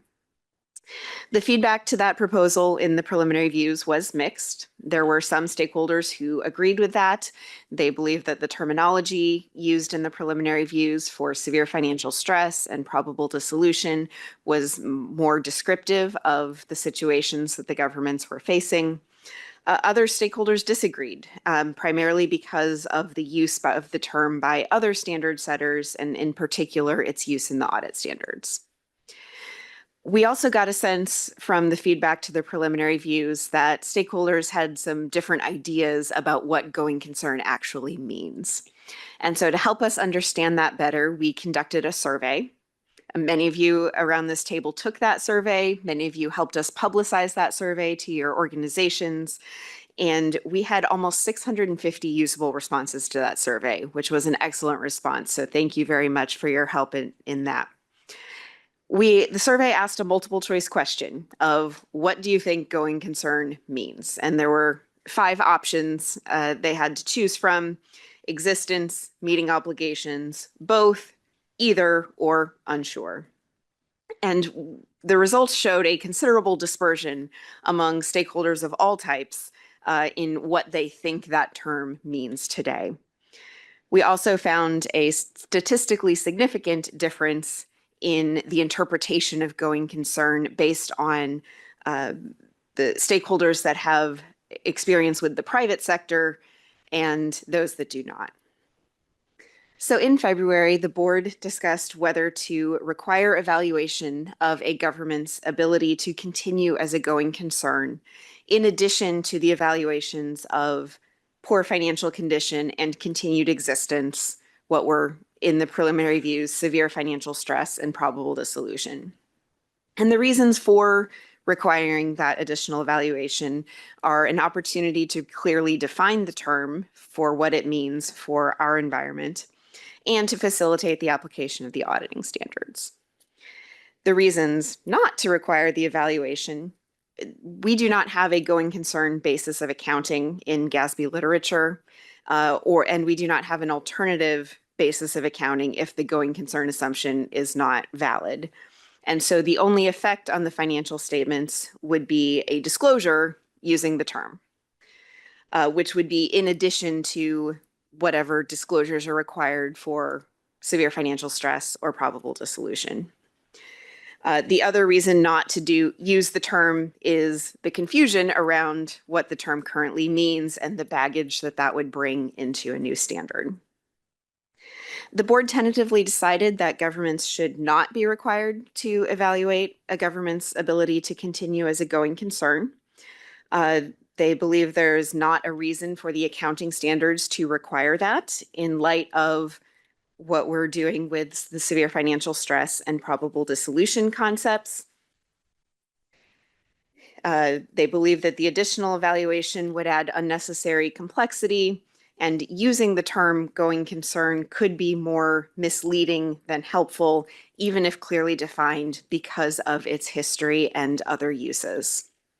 So the one and only discussion question for this paper is, do you agree with the board's tentative decision that governments should not be required to make an evaluation of whether they will continue as a going concern, why or why not? Michelle? Michelle Waterworth, AICPA. We drew straws before and I drew the short straw to go first here. I'm sure it will come as no surprise that we disagree with the removal of going concern. And I have 3 points that I just want to raise. So first, I'd like to address the needs of users and having a going concern disclosure. The GASAC memo notes that removing going concern would not change recognition or measurement, but only impact disclosures. And while that's absolutely true, I think that that observation understates the role of going concern as an accountability mechanism. Some have suggested that SFS and PD provide clearer concepts and more valuable information. And again, I don't disagree. SFS and PD will provide helpful disclosures, but I do worry about the public interest perspective in omitting the going concern concept from GAP. From a user perspective, a disclosure about going concern or substantial doubt is meaningful and should communicate something different than a disclosure of SFS and PD. It should serve to tell users when a certain threshold has been crossed. Going concern, in my opinion, communicates a significance, whereas SFS and PD communicates a condition. I do wonder how users would interpret the removal of going concern. In essence, will the absence of going concern be read by users as false assurance in those financial statements?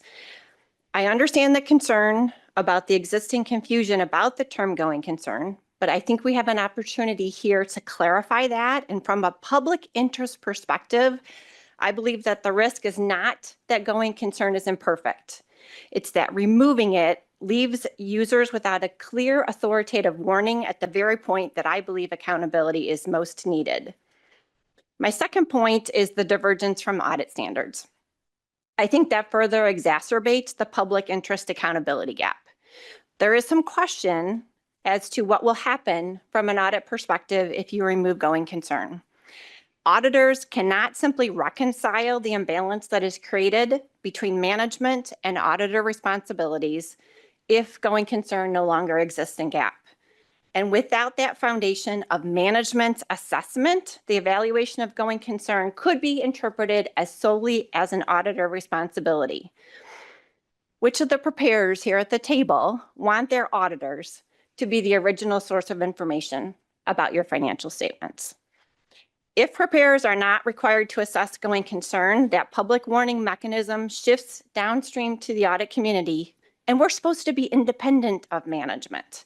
We aren't supposed to be making management decisions. So you remove that responsibility, and I think it shifts accountability from those who govern to those who are supposed to be auditing those financial statements. And in my opinion, that's a step backwards for transparency. Lastly, I just wanted to speak to the potential for unintended consequences. We believe that more due diligence is necessary to determine the impact of going concern and its removal beyond the accounting standards. There's certainly acknowledgement that going concern is embedded in other regulations like uniform guidance and state statutes, and really frameworks that we haven't even identified yet. So I'm not sure that we understand the full ramifications or unintended consequences of its removal in other places where going concern has served as a strong accountability mechanism. What the potential impact is and what those costs might be, in my opinion, need to be more fully identified. So in conclusion, I believe that going concern strengthens, it doesn't weaken, it doesn't replace SFS and PD.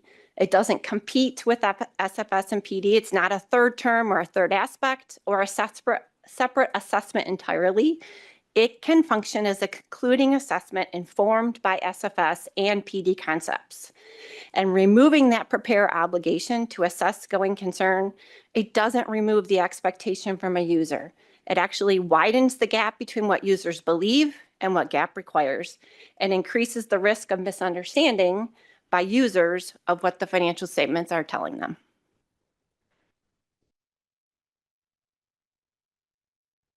Bob? Bob Scott, GFOA. In the interest of full disclosure, I have to let everyone know I started off life as an auditor and did that for 8 years. So going concern is kind of ingrained with me.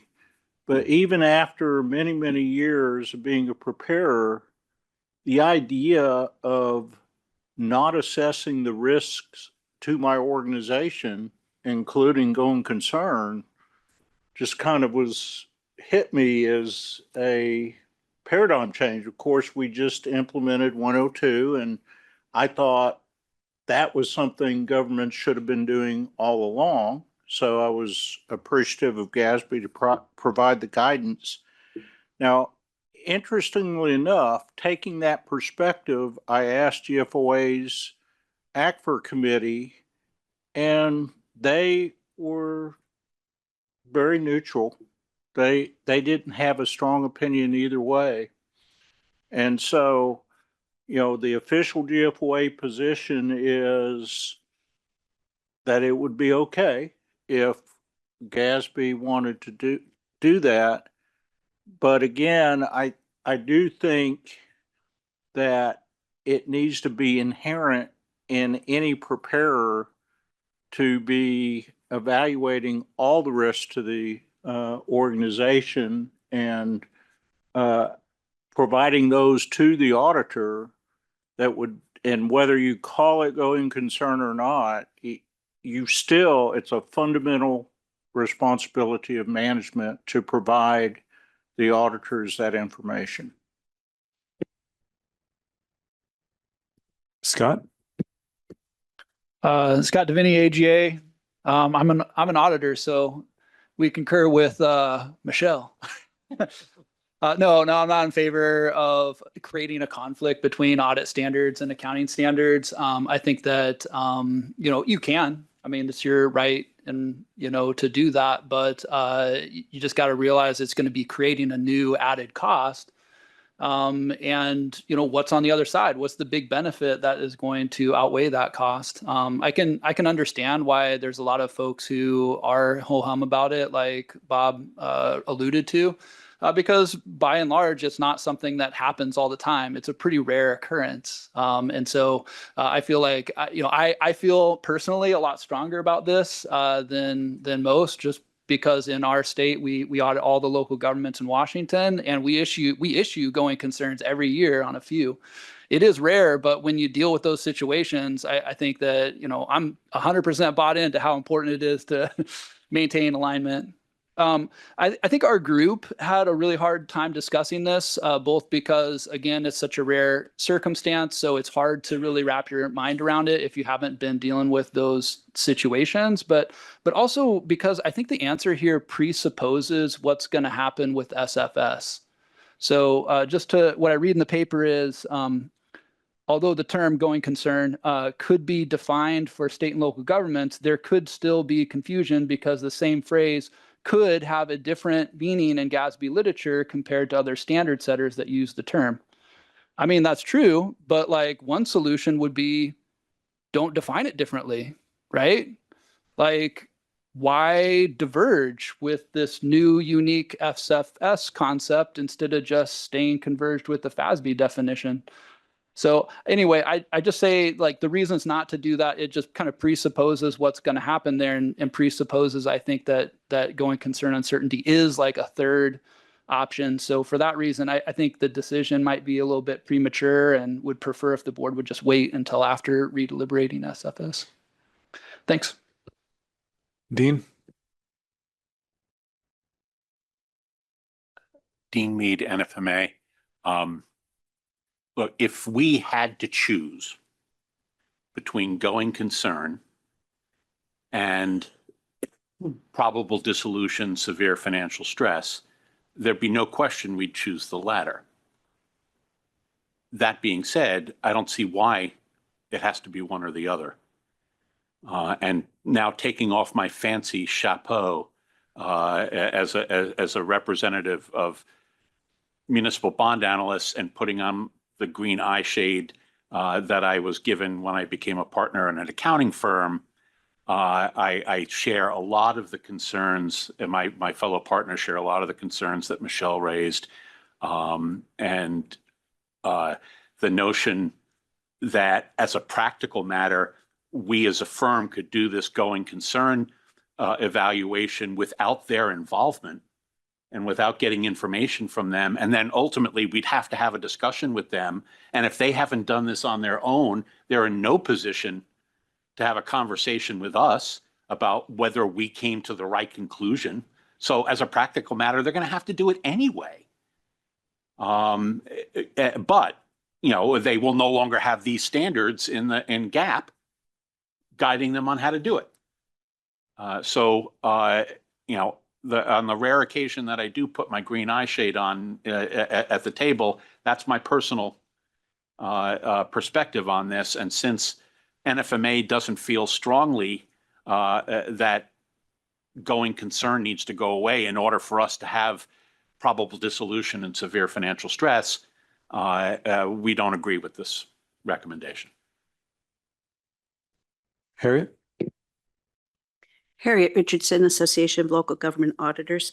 So while love what Michelle said made sense to me, I think it's important to recognize that disclosing severe financial stress, it has to be separate from whether you say probable dissolution or going concern, because you can be in severe financial distress and never reach either going concern issue or probable dissolution.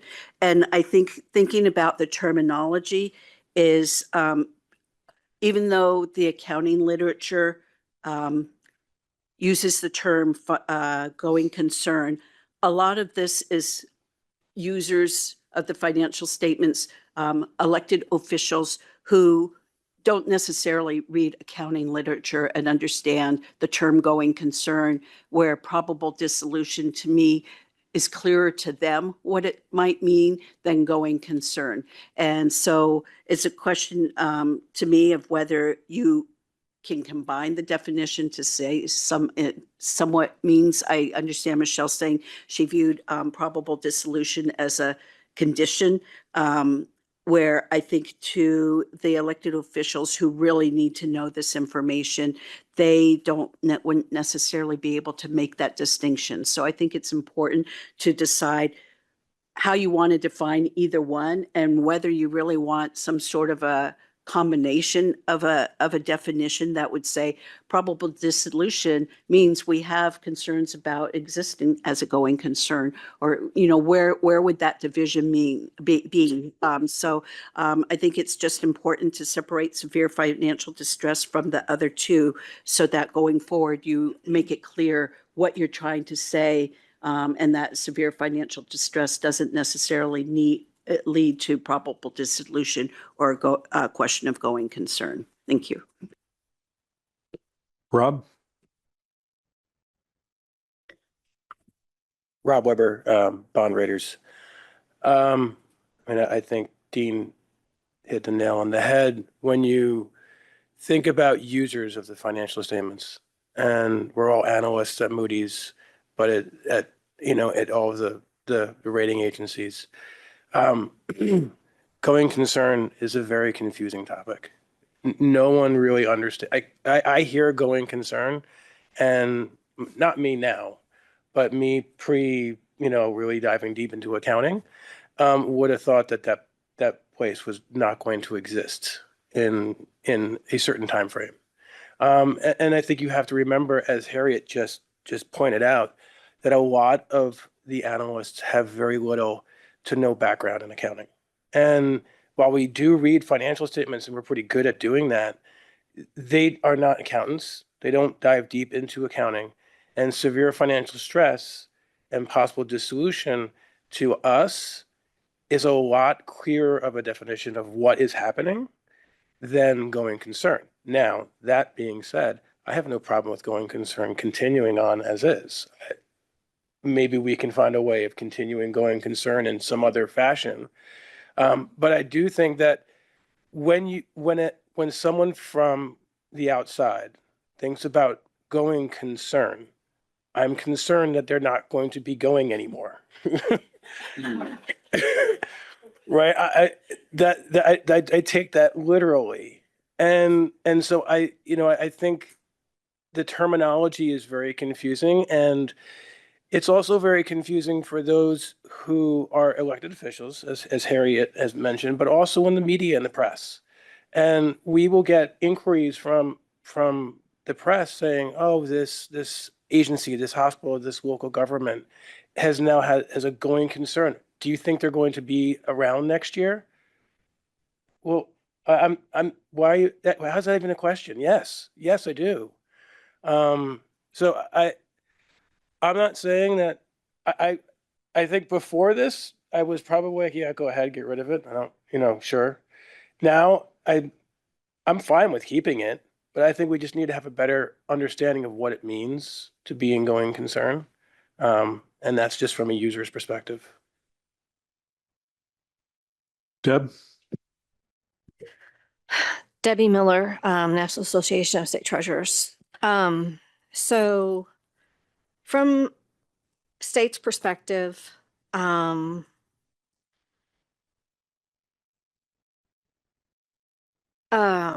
think the probability of, and on like the levels, what we've talked about with local governments, state governments, like I can't remember who alluded to, but it's not something that they deal with on a regular basis, right? So the term going concern from a state level is not as important. They feel like, I guess I should put myself in there. We feel like that severe financial stress and probable dissolution provide more detailed information.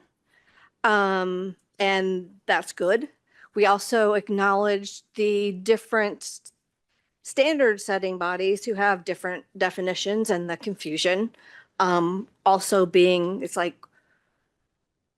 maybe don't continue with it because we don't want to have confusion, or like Michelle said, maybe we clarify that. All those things are fine. I too, since, listening to all the discussion, I don't think anybody would be opposed to it. Do I think it needs to be clarified? Yes. But I think severe financial stress and probable dissolution will mean more like to, as you said, Robert, to users, and coming from like government officials who don't, especially in treasuries, there's not necessarily that many that are like in accounting deep. And so I think easing their understanding and making it as with more details and clarification will only help them moving forward as they are using that as financial statements as a tool. Thanks. David? David Goldman, National League of Cities. So hearing the feedback from, the auditors and from, the various other groups here, I'll amend a little bit about what we researched before we came in, but basically understanding the term going concern, it could be misleading to our financial statement users. Elected officials, like the last thing they want to do is trigger unnecessary alarm or confusion among the public and to our creditors about a term that might be misunderstood when we're going to go over paper 2 next, which provides more precise definitions of probable dissolution and also severe financial distress. I mean, hearing the auditors, we understand some stakeholders are concerned that removing the term going concern from accounting standards might make it harder for them to fulfill their responsibilities under their standards. But we feel that accounting standards should be driven by what provides the best and most understandable information to the public and our elected officials and the users of our financial statements. So. Sam? Sam Rippin, Association for School Business Officials International. It's interesting, and I'm getting my sea legs a little bit. So I think about the structure, right? We're the stepchild of the FAF in that you have FASB and GASB. And with FASB, going concern makes sense because we're talking maybe Walmart. With GASB, going concern doesn't make sense. We're even the worst managed municipalities, they're not going out of business. They may go, I'd love a term that sort of reflects receivership, because that's generally what happens. You have severe financial distress or stress, and if it gets really bad, if you're a municipality, the state comes in. If you're a state, the federal government comes in. I don't know what you do if the federal government, but I think that's the direction we really need to go in, is some terminology that speaks about you're on the edge of receivership, whatever that is. If it's probable dissolution, then so be it. Then I think what's more important, once we've identified the terms, severe financial stress, probable dissolution, what are the thresholds? Because I think, who's it? My new friends in bond agencies, and the bond rating's going to be contingent on. I mean, it already is. But I think users need the, you talk about certainty, reliability. If I see severe financial stress, that means they're hurting. If I see probable dissolution, somebody else is going to cash the check because they're probably going to be under receivership. Yes, those are my thoughts. Stephen?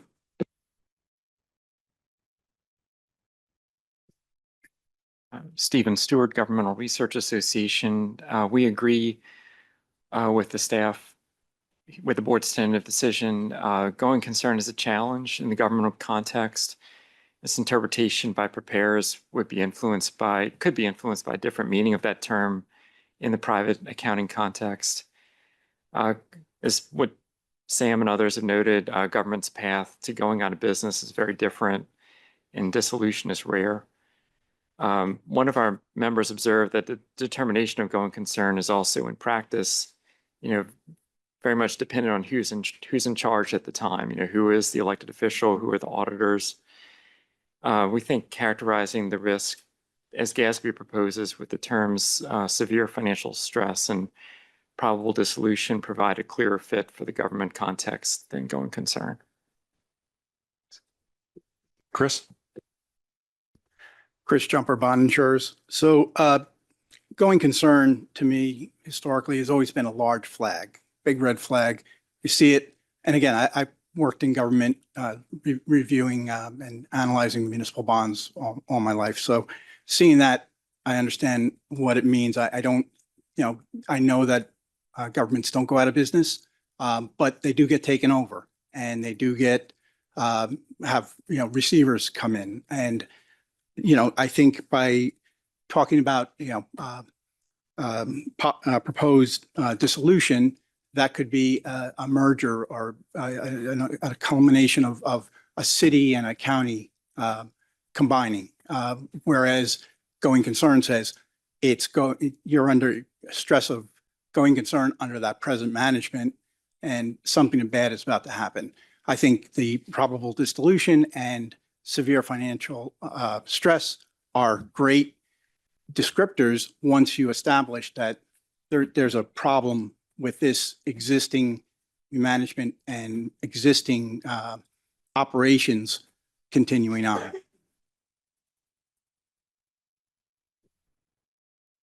All right, before I get on to the next folks, I just want to share real quick, do a time check. It is 3:15, and Board Chair 101 is do not mess with people's breaks. And so we still have one of those plus 2 more topics. And I don't want to chill the conversations, but I'm hoping that we can keep our comments pretty concise so that we can continue to get through our topics. We were supposed to have our break at 3:15, and this is question 1 of this topic. So if we can kind of adhere to that as much as possible. I want to make sure we get through the content. There's a lot here, certainly a lot of really good discussion, but we can keep our comments pretty brief, as much, but impactful. At the same time, I don't want to impact the staff, but just wanted to flag that because we do have a 5 o'clock hard stop. All right, Bob. Scott.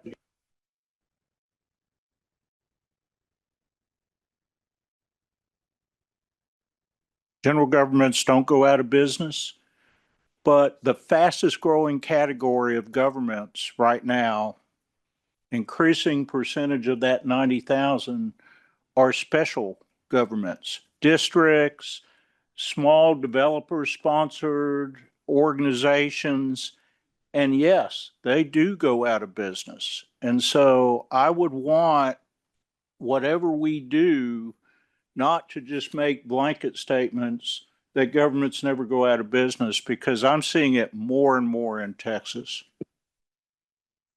Darren? Darren Tarleton, HFMA. To echo Bob, governmental healthcare providers do go out of business.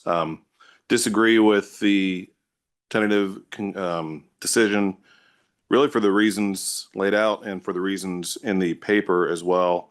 Take the opportunity to define what going concern is, and not create a conflict with auditing standards. To me, going concern is a substantial doubt just means you're insolvent. And so make the government do an evaluation of whether they're going to be insolvent and define it. That's my recommendation. Thank you.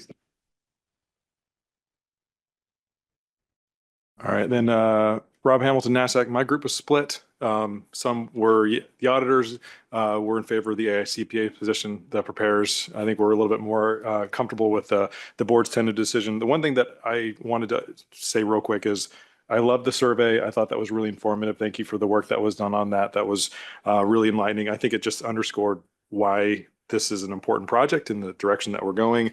One of the things that caught my eye is the FASB definition of going concern of no longer being able to meet its obligations as they come due. And then as I heard other conversation, it's really an existence issue. It kind of underscores, I think, for me, why this is so important. So, and again, supported personally, but we were a little bit split for a group. All right, Deborah, back over to you. All right, thank you. So we'll move to paper 2, which is the topics that the board will be discussing later this week. This is beginning redeliberations of the requirement to make severe financial stress disclosures. So what are the circumstances in which a government has to make those disclosures? So the first topic is the overall approach to the disclosure requirement. The preliminary views proposed an obligations approach over a financial ratio approach, an impact approach, or a services and obligations approach. Many stakeholders agreed that the obligations approach was the best option. Some did note that a financial ratio approach would be preferable if certain ratios existed that could identify severe financial stress for all governments. But ultimately, they acknowledged that the obligations approach was the best we could do in the absence of those ratios. So discussion question number 1 from paper number 2 is, do you believe the requirement to make severe financial stress disclosures should be based on an obligations approach? Why or why not?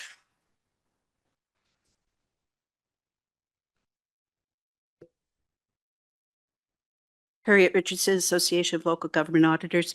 I said yes, but I thought it would be helpful to add some examples of what that actually meant.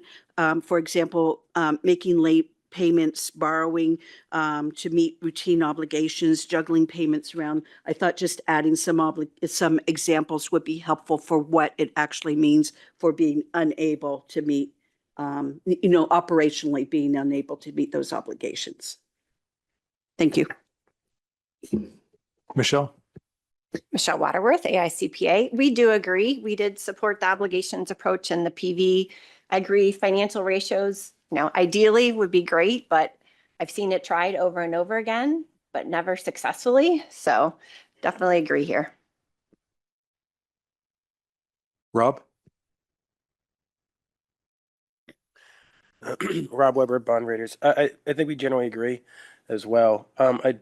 I guess I do have a question though, if you're going to make it about obligations, because there are local governments who will tell you that they've always got access to the capital markets and can issue cash flow notes at any time that they want. And as a result, they can always meet their obligations.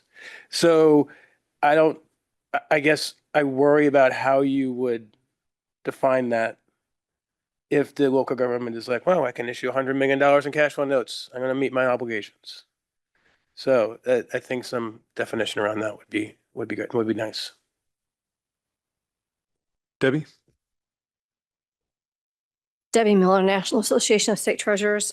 We also agreed with this, and I would like to echo Harriet's suggestion for examples. I too very much like examples of how, and to make sure that things are measurable and kind of more defined. So that's my position, or our position, sorry.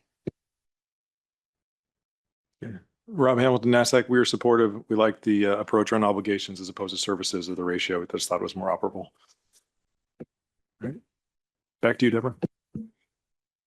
Great. So the next topic is the scope of the disclosure requirement. So the preliminary views propose that a government would make these disclosures if it is near or at insolvency. Near being about the severity of the financial stress and not about time to insolvency. Some stakeholders agreed with that proposed requirement. Others raised concerns about the subjectivity, particularly around the near insolvency part of it. And some stakeholders believe that the assessment should be a forward-looking assessment rather than looking at the current condition. So at a very high level, the scope of the disclosure requirement is about the tension between what we're calling objectivity, meaning knowing when the disclosures are required, and inclusivity, where the disclosures are made at a wider range of financial stress levels. And so we have a diagram in the paper that lays this out. Analogy of cars going over a cliff. Well, now we have a visual of cars. We don't quite have a cliff, but we have the cars anyway. That illustrates the different conditions that a government could be in. Some of them are moving forward toward the cliff, others may not be. For the first discussion question related to this section, I want to draw your attention to the 2 yellow cars. So both of these cars, the yellow cars, represent a government that is expected to become insolvent within a certain time frame. We are not defining that time frame yet. That would come later, but fairly soon. They are expected to become insolvent. So the first car is currently in a very poor financial condition. You could think of that as near insolvency from the PV. Not insolvent yet, but they are moving that way. The second car is not currently in that very poor financial condition, but for whatever reason, they are expected to move very fast toward insolvency and expect to get there within the same time as the first yellow car. So this is the first thing we want feedback on before we get into all the different alternatives is discussion question number 2. Do you have an example of a government that is not in a very poor financial condition currently, but is expected to become insolvent within a certain time frame? Harriet? Harriet Richardson, Association of Local Government Auditors. An example I've brought this up a few times, is BART, Bay Area Rapid Transit, where I worked. Since COVID, before COVID, they relied very heavily on fare box revenue to support their operational expenses. When COVID hit, their ridership declined rapidly, almost down to like 6%. It has slowly increased to 50% and has leveled off. So that fare box revenue has not supported them in the same way that it previously did. They have remained financially solvent through the federal government giving COVID funds, and by recently a state loan that they are expected to repay is a loan. They have a tax measure on the ballot. There's been a lot of comments on X about whether or not this will pass. A lot of people saying don't pass this tax measure until they show that they can adjust how they manage their finances to reflect the current ridership condition. If it doesn't pass, they are talking about financial insolvency and what might happen to them. So I actually view it as being potentially the second yellow car, not showing financially being currently in fiscal distress, but definitely rapidly approaching it, particularly if that sales tax measure does not pass. Thank you. Dave? Typically, we don't really see any, David Goldman, National League of Cities. Typically, we don't really see much with the second car scenario. It would be rare for a sudden drop into insolvency without a preceding period of poor financial condition. Those kind of things would really be contingent on, what you were talking about, but also like a massive unforeseen disaster or catastrophe type of thing. And even such, in those kind of events, the government would usually have to just, put other disclosures out there, such as, disclosures required with statement 102 or 105, for example.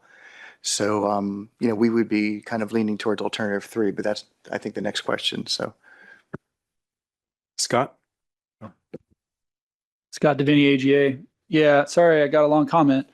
First, A+ work for the car graphics. Good job on that one.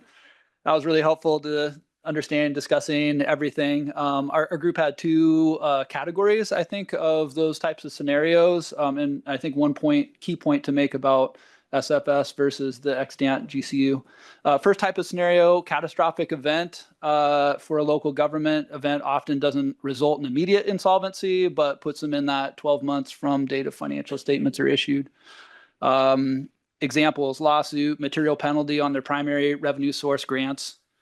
Mold found small school district. They got one building rendering it unusable. They don't have any capacity to rebuild or continue in time. Withdrawal of major customer funding source for a special purpose district. Fire devastates town or water district. Those are all real life situations our group could recall. The second type of scenario, I think, is the one that's a little bit harder. Government has low reserves, or they just operate close to the margin. There's a ton of special purpose districts that operate close to the margin by design, their reimbursement basis or whatnot. And they either are on an unsustainable path or they make a bad financial statement move. So for example, financial condition issues with school districts has been an emerging issue in Washington. I think historically school districts, they just operate close to the line and they have a lot of constraints, right? So if they make one big financial move that's bad, hypothetically, like if they receive COVID money and then they bargain to use all that COVID money for new positions or raises, and then the COVID money goes away, then all of a sudden they are on an unsustainable track, or they are going to be insolvent like fairly close. Whereas before, I mean, they would fight you to the death to say like, hey, I'm fine. So I think that's our scenarios. And I think that gets to the one key point about SFS that's really difficult. Like with the graphic's cool, but I think that the question is, can everyone agree on what that line is for poor financial condition? If there is a concern about going concern and that people can't agree on what the cliff is, then how the blank are we going to agree on what the line is? So for example, with those schools, I think that there would be, just to continue the car analogy, they're just driving down Highway 14 on the Columbia River Gorge or Oregon Coast Highway, right? And they would say, hey, I'm in control of my car and I'm in my lane, I'm paying attention. But proximity wise, they are right on the edge of the cliff because that's the road they're driving on. And it is true that if they just look away for 10 seconds, they are going to go off that cliff. Or actually, to continue the car analogy and relate to previous points, they're not going to go off the cliff. They'll hit the guardrail, which is a bailout. But they're going to wreck their car. The end. Michelle? Michelle Waterworth, AICPA. I too really appreciate the visuals. Anytime we can give visuals or examples, I think it's really helpful to digest what is very complicated. My example actually happened fairly early in my career. I won't tell you all how long ago that was. It was interestingly enough, a transportation authority that was formed as a joint venture between two different communities. So its sole source of funding was the funding that was provided by these two communities. By all accounts, they had a great level of fund balance, but right before the end of their fiscal year, the two communities who were fighting with each other, significant political upheaval in those two communities between each other, those two communities decided not to fund this transportation authority anymore. That happened, like I said, right before the end of their fiscal year. There's no way that this transportation authority, without the funding of those two communities, could have survived, right, as a going concern for the next year. They just didn't have enough funding with their existing fund balance to pay all of their expenses for the next year. It was the only time in my career that I did issue a going concern opinion on an entity. And as I look at subsequent events, well, this announcement happened before the end of the year. Subsequent events didn't apply. And if I think about GASB 102 disclosures, it's not a risk. It's an event that actually already happened. So I'm not sure 105 and 102 would have required any specific disclosures in that case. Dean? Dean Mead, NFMA. I know you're in a rush. I saw your finger going. Robert, it was very discreet though. So I have so many great stories to share and I'm just going to skip them all in favor of just one. Florida is a very flat state. We don't really have cliffs, but we do have, these drop-offs. You walk a few feet out into the ocean and all of a sudden you're way in over your head. And the state is hell-bent on pushing local governments as far out into that ocean and off that ledge as they possibly can. You may be aware that there is a bill with a tremendous amount of support in the state legislature that would eliminate the property tax. And so I would hazard that the overwhelming majority of local governments in Florida are doing just fine right now and wouldn't be considered anywhere near insolvency. The moment that bill passes, you might as well just push them all off the cliff because 30% of local revenue comes from the property tax, 70% of tax revenue comes from the property tax. There's no way to replace that. And there is a very strong chance that that bill is going to pass. And so you would, I think that's the best example I can think of governments that are doing just fine right now. But if that event occurs, they are instantaneously all insolvent. Darren? Darren Charlton, HFMA. I'll just add two more examples to the list. Litigation exposure, which often they'll be insured, healthcare entity will be insured against, but key TAM litigation and settlements arising from the federal government or others being involved, as well as default on credit agreements or trust indentures. And that may or may not be related to, financial condition, right? It may be a technical violation that can give the lender the ability to accelerate the debt, which if you don't have the financial resources, you have to go refinance. Does that put you into insolvency? Thank you.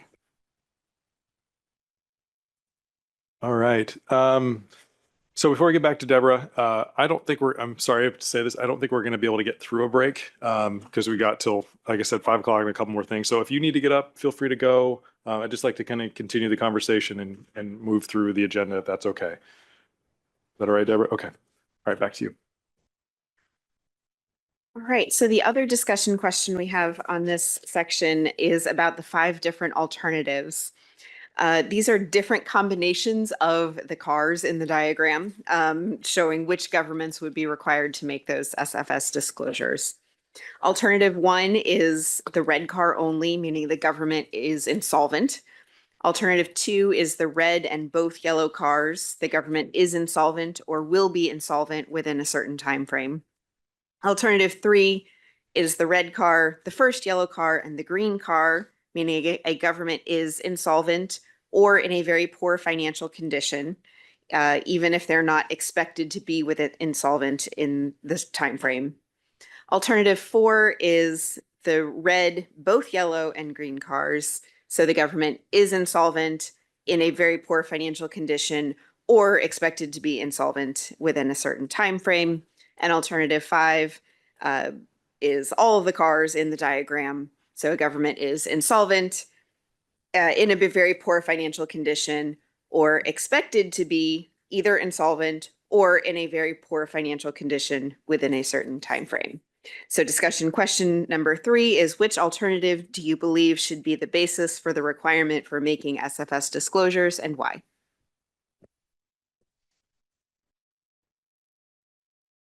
I certainly didn't mean to chill the conversation. All right, Scott. Okay, Scott Deviney from AGA. I'll talk too much. All right. Well, our group was mostly in favor of alternative 2, which is extant. We were trying to be converged with going concern. Some members could be sold on 3 if there were an operable SFS definition. I think that's what it was difficult for the conversation. I'll just try to jump directly to, I'll summarize my points because I have a bunch of them. I would say for the alternative 3, 4, and 5, it requires a clear and operable definition of very poor financial condition. And I don't think that we felt like we've seen that yet. The U.S. federal government had a structural deficit for 50 years plus now. And even if we asked economists, I think we get a wide range of answers for when. When did the federal government cross into SFS? And I think that I hesitate to bring that up with all of the local governments that we have. I think that's a big problem and would create a greater inconsistency in practice than what we have now. I think the second point, if a reason to diverge for going concern is that there could still be confusion about that term, and I forgot to mention A+ work on the survey too. That was awesome. But are we going to do a survey for SFS and what that means? Because I think whatever confusion there is or cost for education on going concern uncertainty, I don't see how that's not going to be even more of a cost for SFS, which is more vague. And I think third and last, I think that it's a value proposition. I think the forward-looking assessment gets to that. And I have many other points to make that I will not talk about now. Michelle? Michelle Waterworth, AICPA. We picked alternative 4 because we think that that second yellow car should be scoped in, given the example that I just used. And we also think that the green car should be scoped in because, again, we're thinking of SFS pretty broadly, right? Encompassing poor financial condition. Dean? Dean Mead, NFMA. The assertion that this is not a time relevant concept aside, NFMA believes it is. We believe it's inherently time related. We believe it's forward looking. And that you can't really assess meaningfully severe financial stress unless you're looking forward. And that's what we do for a living. You know, what happened in the past is only relevant to us in so much as it helps us to determine what we think is going to happen in the future. So that being said, we love 5. And we might have, you know, I might have said, well, if we can't get 5, we'll take another number, but I'm just going to keep that one to myself. We want 5. Chris? Yes, just very quickly, Chris Jumper, Bond Insurers. We preferred 4. Just feeling, again, what Dean said as far as change of law, where you're currently in good financial stead, but you know you're going to be hitting a brick wall in the next year or two. Alternatively, 2, if 4 was not acceptable. All right, so Rob Hamilton, NASAC, we were all over the board, so I don't really have a consensus opinion from NASAC. I'll tell you personally, I liked alternative 3. I think one of the most compelling things was on that page 5 of the materials where it talked about 1 and 3 are current condition, whereas I think 2 and 4 are forward looking. Just made me think of concept statement 7 and making predictive statements about future events. It felt incongruent with that notion for bringing in alternative 4. So I liked 3 from that perspective. Current condition I thought made the most sense. All right, back to you, Deborah. All right, thank you. The last topic for this paper is the definition of insolvency. So all of the definitions 1 through 5 involved insolvency at some level. And so we had a proposed definition of that in the preliminary views, which was a government would be insolvent if it is generally not paying liabilities as they come due or unable to pay liabilities as they come due.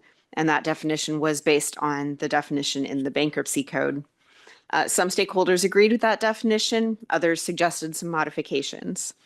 One suggested modification was a clarification for governments that are regularly late in making their payments, but for operational reasons rather than financial ones. And another suggested modification was to exclude certain liabilities if they don't affect the solvency of the government. And so discussion question number 4 is, do you believe that the definition of insolvency should be modified to address governments that routinely make payments late for operational reasons? Why or why not? David? David Goldman, National League of Cities. Yes, we agree that the definition of insolvency should be modified to exempt operational delays. Elected officials would be pretty upset if their government was labeled insolvent in audited financial statements simply because of maybe the accounts payable department had a software glitch or there's a staffing shortage or whatnot. I mean, if the government has the funds available to pay, it's just simply not financially distressed. So, we should distinguish between actual financial distress and, just timing and things like that. Dean? Dean Mead, NFMA. In our comment letter, we touched upon this topic and spent almost a full page talking about it, because it really wasn't. We weren't really looking at this as operational issue, but curious as to differentiating between chronic long-term financial stress and periodic long-term financial stress, and looking for some demarcation with respect to the lateness of payments. And so we suggested a couple of things about either picking a certain threshold beyond which lateness of payment is a product of in general, not just individual items, but in general, lateness of payment is an indication of severe financial stress, or over time, a lengthening of the period beyond which payments are due. So maybe they were consistently late payers 60 days beyond when things were due, but in the last couple of years it's risen to 120 days. So you're seeing something dynamic that's occurring there that shows that they're worsening, that this isn't just we're routinely late in paying because it takes us that long to cut a check, but things are actually getting worse, and it doesn't have anything to do with the efficiency of our accounting staff.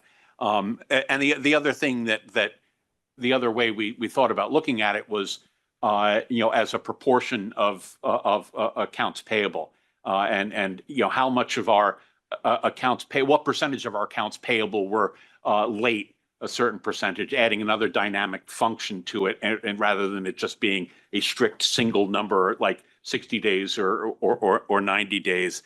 And all of this, I think, kind of ties back into our viewpoint that this is something that is inherently forward-looking and not something that is strictly limited to the way things were as of the date of the financial statements. Michelle? Michelle Waterworth, AICPA. We did not think a modification should be made. One point is that this says routinely making payments. So some of the exceptions, like they had a staffing shortage or whatnot, we don't think would be scoped in. And it seems like if a government is routinely making payments late, it's either a financial problem or an operational dysfunction. In either case, users should be aware. Scott? Scott Davini, AGA. I think we were at sure, I guess. Concur with David's points. I think Michelle has the other side of that. I mean, we're always fine with additional clarity, just so long. I think the wording would have to be really good on this one. I think what we're most interested in is if the standard could just directly address bailouts or situations where we have government programs that trigger upon the entity's inability to pay. Rob brought this up earlier, and I just want to +1 to his comments about how the presumption that the government's just going to continue and it's going to get bailed out or it's going to find a way, that keeps getting conflated with solvency in practice. And I think that was a factor that is unique to the government environment and was one of the 2 values that we saw in this project in the beginning was that's the inconsistency in practice. And could we just get an answer to that, which, we would feel like, yeah, if you can't pay and therefore trigger binding conditions or trigger registered warrants, you are insolvent. And that does affect going concern assumptions, and that affects your stakeholders, and that affects your lenders. Thank you. Stephen? Stephen Stewart, Governmental Research Association. For number 4, we thought that the definition related to insolvency of not being able to pay your liabilities as they come due it seemed to be a different condition than chronic lateness. I mean, chronic lateness may lead to this insolvency, but your bills are still getting paid. So maybe there's some, it wasn't quite clear that there was a direct connection there. On number 5, we would support having the whole basket of liabilities considered in determining insolvency. Just would be maybe misleading to exclude any of them. And just for the record, we favored alternative 3. All right, so Harry, do you have one? Harriet? Yes. Harriet Richardson, Association of Local Government Auditors. So I'm not sure that just removing as they become due is the answer. I think better defining what enable means in the operational context would better address what the definition of insolvency means. Thank you. So Rob Hamilton, NASAC, we did not believe that the definition needed to be modified. Generally is already in there. Adding that qualifier feels really subjective. And as I went back and looked at question 1, it talks about the ability to pay, which I think this isn't an ability to pay. It's just that they can, they're just not for one reason or another. All right, back to you, Deborah. All right. Then the last question is discussion question number 5. Do you believe that the definition of insolvency should exclude certain liabilities? If so, which ones and why or why not? Tyler? Tyler Prescott, NACO. I think it's important that we exclude disputed transactions. I know recently, one of our government entities was involved in something where, the creditor was considering us seriously delinquent, but we didn't believe the services had been performed in order to pay them. So it was a disputed transaction that shouldn't be held against the government entity. So, there's Rob Hamilton, NASAC. We wanted all the liabilities and felt like it would be difficult to start peeling some off. They all meet the definition of liability. You have little or no discretion to avoid paying them. All right. Thank you, Deborah. So next up, we have infrastructure assets. I'll turn it over to Joel. Thanks, Rob. Okay.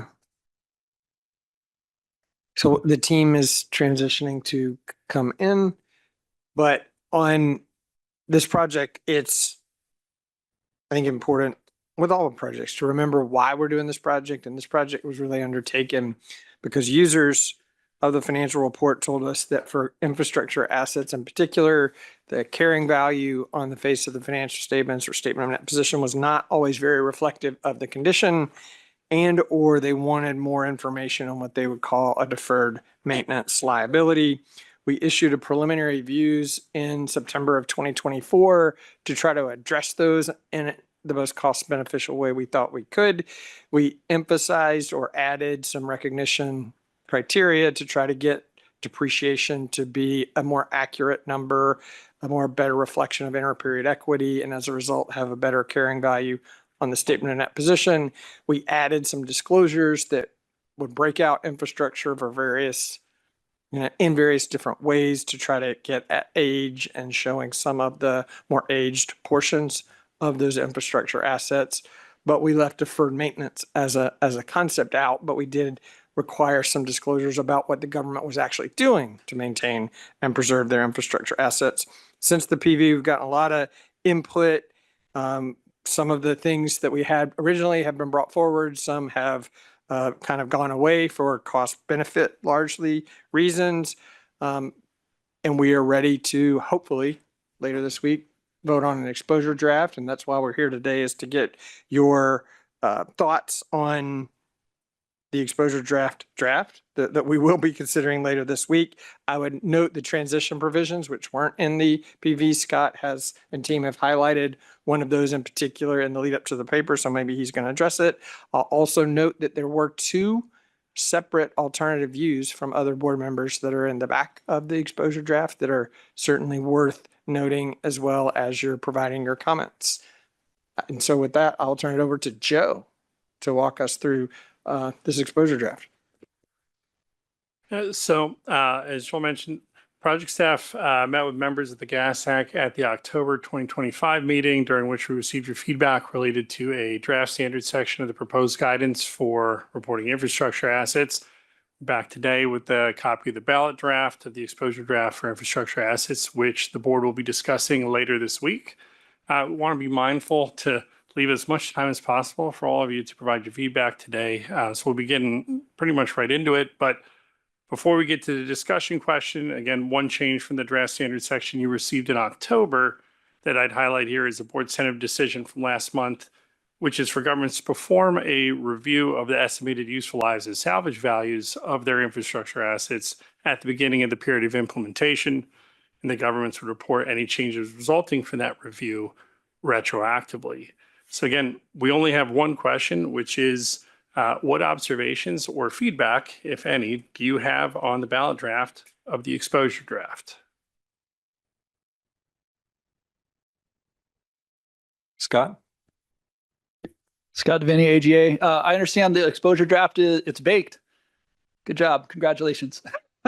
Look forward to responding to the exposure draft. I think the only comments at this juncture are excited that you're doing the user forum again. That was really cool, and I think that'll work out really well for this project. The significant change to the ballot draft for the transition provisions, our group was viewing that as a real positive. Still wish there was a glossary section for infrastructure, network, and component. Probably too late to talk about that at this point. So I'll just say thank you for the illustration of paragraph 11. Appreciate that.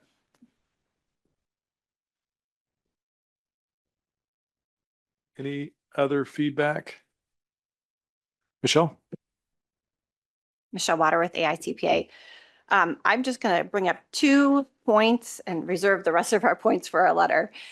Paragraph 6 instructs preparers to treat a component of an infrastructure asset as a separate infrastructure asset, including for disclosure purposes, which makes me confused when I go to paragraph 9, because paragraph 9 instructs us to disclose at the network level. And I thought a network would be broader than the infrastructure asset level. And so then we thought, well, maybe this is referring only to paragraph 11 and not paragraph 9. So we had a little bit of confusion on that. And then the second area where we were confused was in paragraph 18. Specifically, we had a question about the treatment within comparative financial statements, and found B51 in the basis addresses comparative financial statements and indicates that the standard indicates that the provisions of paragraph 51 to 53 of 62 should not be applied. But I don't actually see that in the standard. That's all. All right. Any other pieces of feedback? Dean?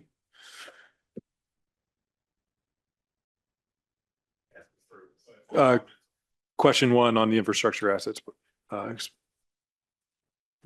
Sorry, Dean Mead, NFMA. Well, of course, we're disappointed that all the things we really loved are gone, except for the basis for conclusion discussion in which the board opines that deferred maintenance isn't a liability. We really wanted you to remove that. So we don't get any of the potential disclosures to help us understand that issue, and still have to live with the non-authoritative statement that deferred maintenance isn't a liability. So there's not much left in this document that for us to like. We still support the paragraph 6, but are sympathetic to the concerns that governments have. And so, we really think that needs to be perspective and not to have governments be expected to restate beginning balances to conform to it. I think that's the only way that we see that it's reasonable for us to ask for that information, is if we say, but we'll take it on a prospective basis and let governments build it up. We were patient with 34, with a lot of stuff that we couldn't get right away. And I think we can be patient with this, knowing that it'll pay off in the end. With respect to paragraph 7, we still think that needs to be uniform, that some kind of time frame needs to be put in there, so it's not just when governments feel like doing it. paragraph 9, we thought that there were some other things that the preliminary reviews had proposed eliminating. For instance, the fact that what infrastructure was left out at the time of implementation of 34, which seems to have no value whatsoever anymore. And I think there was something about idle impaired assets. Those don't seem to be in here as being removed anymore. We were curious as to whether the basic level of detail for disclosures of infrastructure would apply to the disclosure of useful lives in the summary of significant accounting policies. That's that disclosure is pretty much useless. To say the infrastructure has estimated useful lives of 10 to 80 years, 20 to 60 years. That's the kind of number you see there. But it would be a little bit more useful if those estimated useful lives were presented separately for water mains versus highways and bridges versus whatever else you want to choose as infrastructure. It still wouldn't be great. It'd still be a big range, but it would certainly be better than what we're getting now. With respect to the modified approach, there was in the preliminary views, there was an affirmative statement that if a government fails to continue to meet the requirements to use the modified approach, they have to stop using it, which isn't in the existing standards, and we thought was a great addition. We don't see it in the exposure draft. We think it ought to be there. And I already talked about the retroactive thing. We don't want to risk losing that change in paragraph 6. And in what's in paragraph 19, we suggest, limiting it to governments that haven't been doing the modified approach for a full 10 years. We don't see any reason why a government that has been doing the modified approach for 10 or more years can't immediately provide all 10 years worth of information. They've been doing it all along. And there isn't any reason why they shouldn't be able to continue to do it unless they've basically thrown out all of their past documents and they no longer have those prior 5 years. So I'd say if in the circumstance in which a government's only been doing it for 5 years, you can't expect them to do it for 10, but everybody else should be doing it for 10 right from the start. Any other feedback?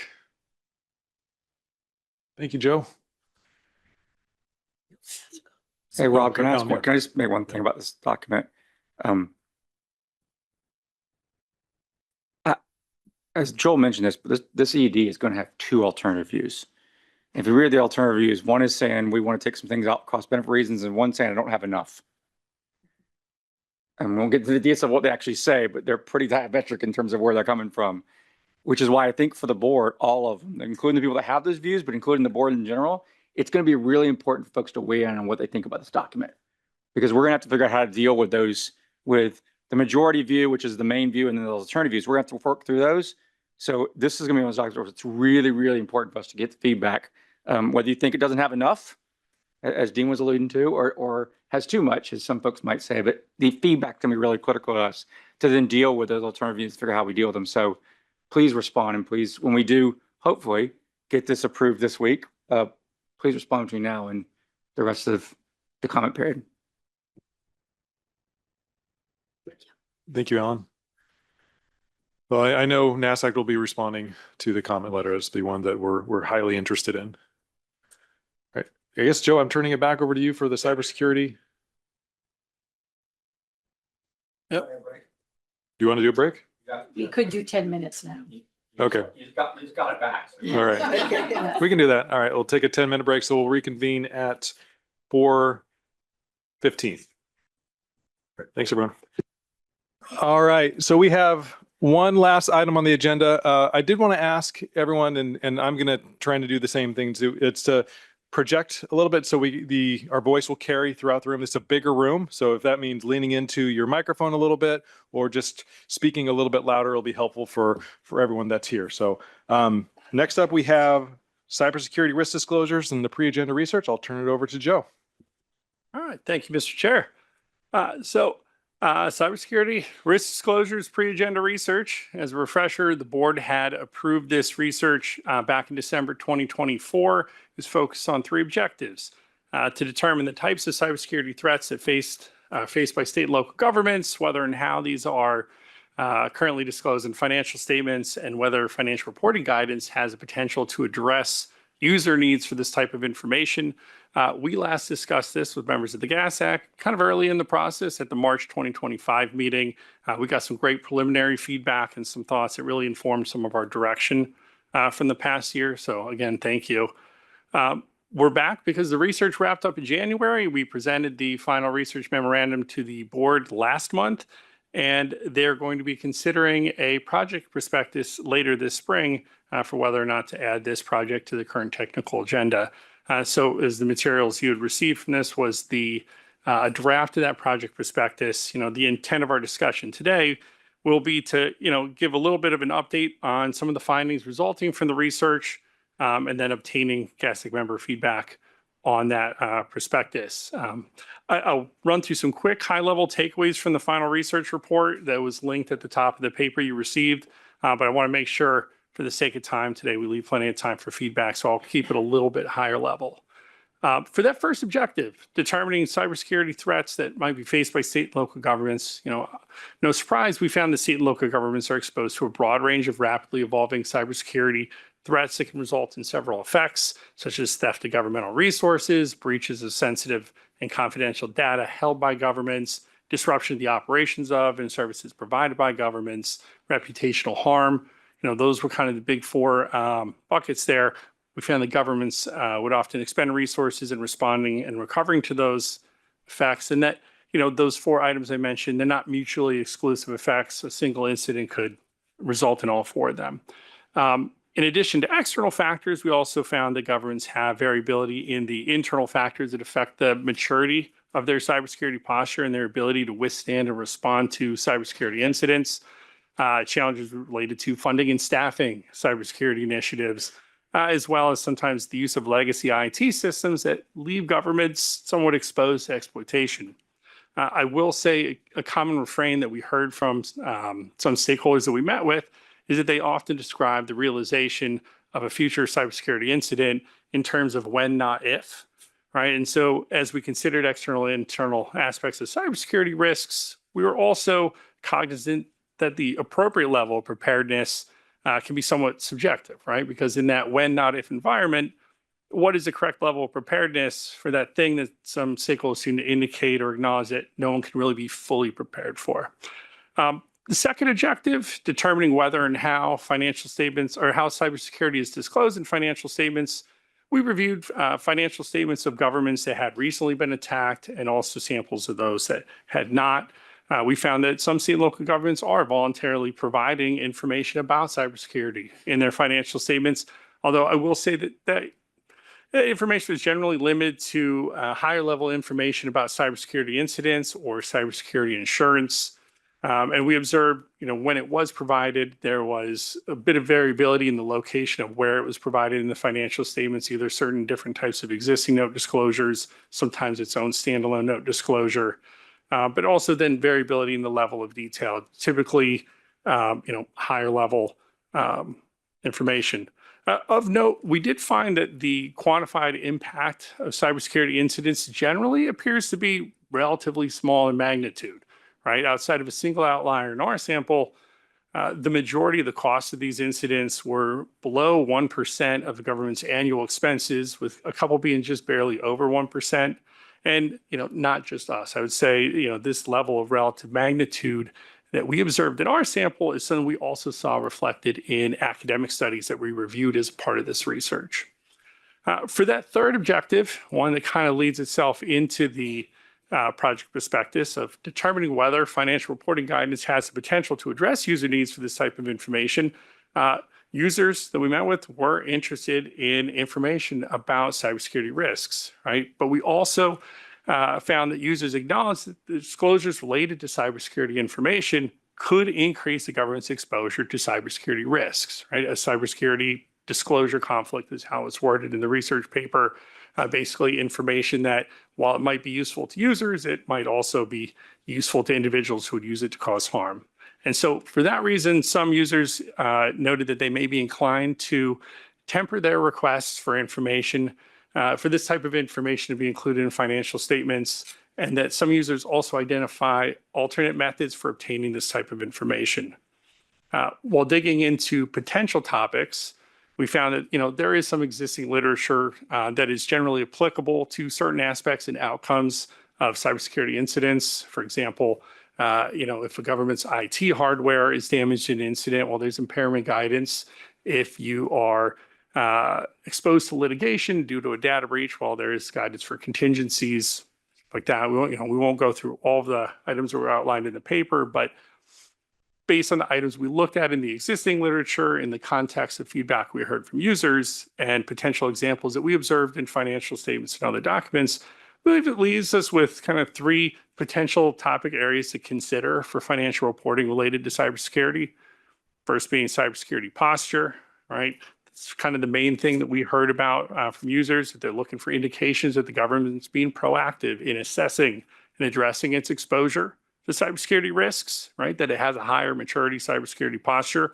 The second is cybersecurity insurance, which is, admittedly part of posture, but it was one that we saw more commonly in note disclosures. So we kind of broke it out in that regard. As 2 main items specific to insurance that we heard about was that it provides some comfort about, whether or not potential future financial effects might be mitigated, but that it also could serve to be as an indicator of a government with a higher maturity cybersecurity posture. And the third is cybersecurity incidents, right? Users we interviewed expressed interest for information about the operational effects of cybersecurity incidents. Some noted that they find it challenging to obtain information about these incidents sometimes, especially smaller one or less disruptive ones that are less likely to be reported in the news, but some of those users indicated that they're still meaningful to them because they can use them as a way to assess posture.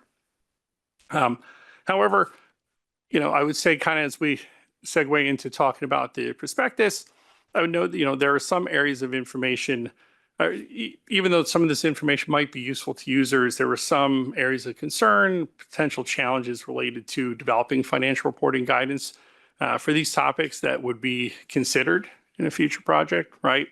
First, that the line between information that could be boilerplate and information that some might be considered as likely to give rise to disclosure conflicts, well, that line could be somewhat subjective depending on who you're talking to.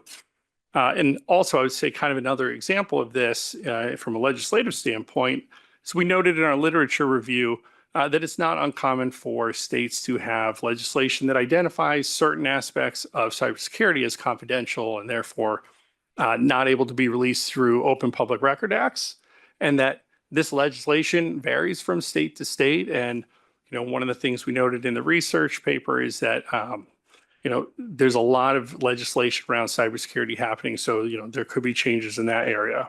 A second item would be considerations related to scope, which is, for example, whether to narrow such research to, or such guidance to cyber dependent incidents, ones that require an IT environment, or cyber enabled, ones that are more broadly good old fashioned fraud done with technology, as well as developing rationales for narrowing potentially broader topics to focus more solely on cybersecurity. Third, that the guidance would likely require development of authoritative definitions of certain cybersecurity terminologies already used in practice outside of financial reporting, although maybe not always consistently depending on who's using them. And then lastly, as I mentioned, one of the items that came out of our research reviewing financial statements is the potentially limited prevalence of significant cybersecurity incidents. And so in that regard, it would also possibly require development of clarifications for preparers for identifying what is a significant incident. So that's some of the high level findings for the research. As I mentioned at the top of the discussion, the board is going to consider a project prospectus on this topic later this spring. So that leads us into our only question and your last question for the day before dinner, which is, should the board add a project on information about cybersecurity to its current technical plan, and why? Feedback for Joe? And we've got a little bit of time, so I don't want to, feel free to expand. Oh, all right. All right. I see some tents come up. Dean. Dean Mead, NFMA. Does that mean I can go back and tell all the great stories I had about for the going concern? Too bad they're great. Okay, so in the draft prospectus, you cite NFMA's position paper. So obviously, we're interested in GASB establishing standards that would give us the three things that we ask for and that we think should be included in the annual report: the past cybersecurity and physical breaches, the area of the breach and the financial impact, the policies and procedures in place in the event of breach and attack, and insurance and other financial tools to recover potential losses. I'm not hopeful that we'll get any of that for reasons that NFMA is well aware of, and that I've expressed here before, and that others have as well from the bond community, that this is incredibly important to us, but not at the risk of damaging the creditworthiness of the government that's making the disclosure. And it's hard to figure out where you're going to draw the line that gives us information that is actionable without painting a gigantic target on the government for every hacker to plainly see. But we'd like you to go through the process. We think you ought to do it. And even though this is a disclosure project and it typically doesn't come with, with an advisory group, I strongly suggest you think about that. And projects like this, I know, don't typically involve a field test, but strongly recommend getting a bunch of governments involved in this to see what kind of disclosure they can develop and whether that would be useful or not, because that's where it's all going to boil down to. And no matter what language is in a proposed statement, there's going to have to be an example of what that's going to look like to really drive it home to not just users, but to preparers and auditors as well. And if you get an advisory group and maybe a bunch of governments volunteering to do a field test involved, you can have an illustrated disclosure in here that, if, you can get these standards out, that, would be a fine starting point for everybody to emulate, and one that you can feel assured is not only valuable to our members, but isn't increasing the risk that governments are exposed to. Tyler? Tyler Montana Prescott with NACO, National Association of Counties. First, I would say that we would oppose this added requirement for disclosure due to the additional work it would put on county governments, especially smaller governments. Also, echoing one thing that Dean said, they would want a disclosure of policies and procedures in place in the event of a breach. We believe that would just subject us to even more vulnerability. If we're telling people how we're going to react when we get attacked, they're going to know our weaknesses even more. And also looking at a cost benefit analysis, you said the review of the budgets was less than 1% for those who were attacked. And those, cyber attacks seem very minimal, the ones that were reported. So, the additional burden this will put on county government, we don't believe that it would, outweigh the benefits. Bob? Bob Scott, GFOA. In past meetings, I made an impassioned plea for GASB not to require us to provide open source intelligence for hackers. And I think that's what we would be doing. I am incredibly opaque when it comes to the systems. I just say security software on the agenda item. I'll tell my counsel we have the ability to meet in executive session, but I'm not going to tell the public what firewalls I use, what cyber stacks I use.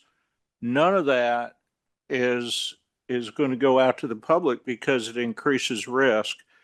I also think existing literature provides a a lot of guidance in that. For example, when I implemented GASB 102 on risk, I did an organization-wide risk review, and I included IT as being both a concentration and if we had a multiple failure of systems simultaneously, a constraint.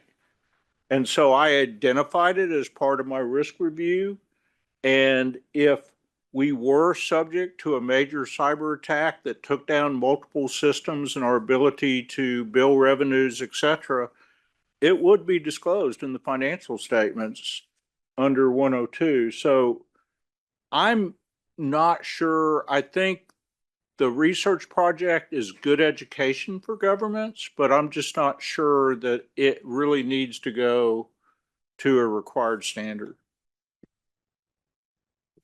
Linda? Hi, Linda Ragland, American Accounting Association. From a research perspective, we know the healthcare industry is the #1 target in the black market, right? Because of the sensitive data. We know it costs our healthcare sector millions and millions of dollars each year. Well, we also know, good state of Tennessee, Tennessee's medical school falls under the governmental arena, right? We know HIPAA requires disclosure if you've been attacked and it's affected more than 500 members in your community. So they're required to post these disclosures. In my space, in a researcher space, when I go out and I pull all this data on these healthcare entities, of which half are governmental, I'd like to see that content and that information in that annual report too, because it's quite useful information. It costs these entities millions of dollars to go out and to upgrade their software for protection purposes, right? So in my head, if HIPAA is requiring disclosure, why aren't we also requiring it in those annual reports? It would be quite impactful and quite useful for those of us that do the bond analyses and go out and do comparatives of financial statements instead of having to go back and pull HIPAA reports. It shouldn't be that costly for those entities because they're already having to do it under HIPAA requirements. But I understand for state and local governments, it's slightly different. Just food for thought from the academic perspective. Michelle? Michelle Waterworth, AICPA. First, I just want to commend you. That research memorandum I found fascinating, honestly, and extremely thorough. So really appreciate that background. Without giving away too much, when we did the prioritization exercise, we had very few members who rated cybersecurity disclosures as high in one of the top 6. And so we're struggling because the information that we believe would be relevant to users is that very information that would essentially give out and expose the government to significant risks. And to avoid that exposure, you end up with what we think is going to be very boilerplate language in financial statements, which we also don't want. We thought, if nothing else, information about cybersecurity incidents would be helpful, but wondered if there were other mechanisms that were perhaps more timely that would disclose the same information to users. Rob? Rob Weber, bond raters. I will say that I think there's a very wide view. Some of my analysts are in NFMA and have probably opined on what Dean has already said. There are other analysts who will say it is a much better use of GASB's time to refocus infrastructure and go back to what we were hoping you guys would be doing for infrastructure than to go down this route. I think the challenge here that we have has been duly noted in the research that you've done.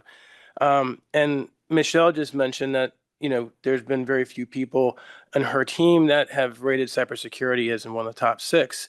And if I remember correctly, in one of our meetings last year, I think the discussion that we had was a lot of people may have been rating this in the top 6 because we're worried about it. Yeah, right? I mean, we're absolutely worried about it. But do we think that GASB really should have a role to play within that? And I'm not entirely sure that they should. Because at the end of the day, we all know that local governments, hospitals, healthcare, whatever, they're exposed. Every one of you, every one of us, we're all exposed. And to say that we all know that there are risks there that are associated with that.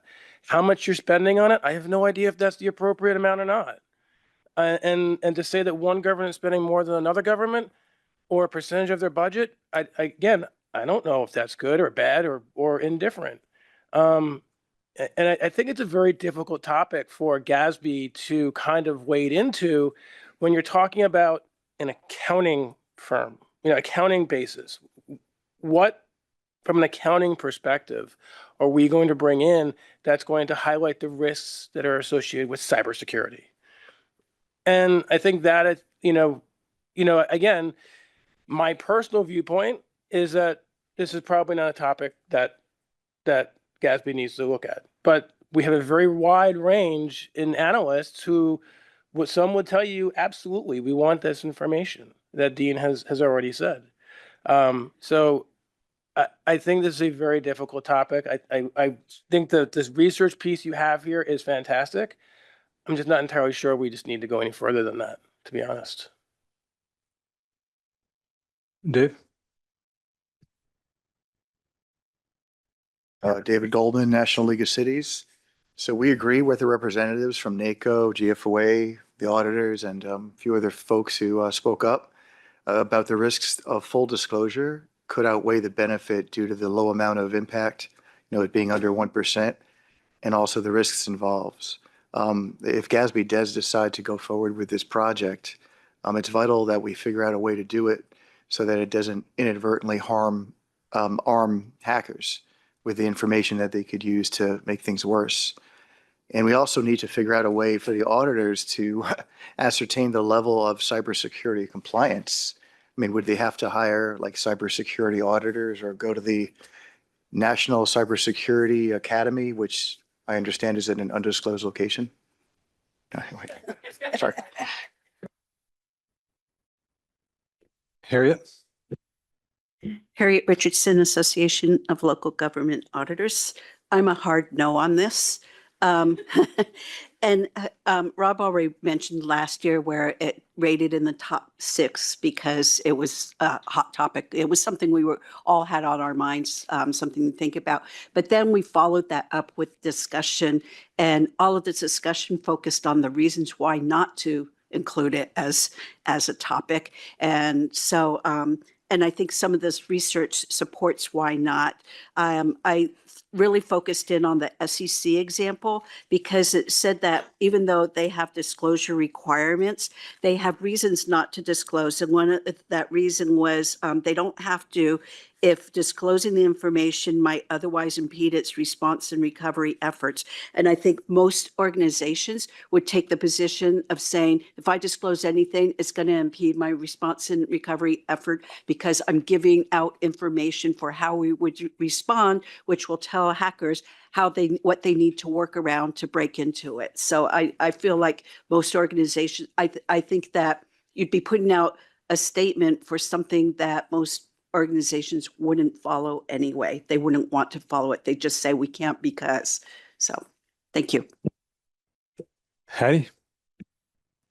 Hi, Hattie Mitchell, NAFOA, and I would say no for our members. It has happened. We are concerned, but in line with the survey, it's not a very material part of the financial statements and like to go along with the other comments of the security issues on disclosure. Thank you. Scott?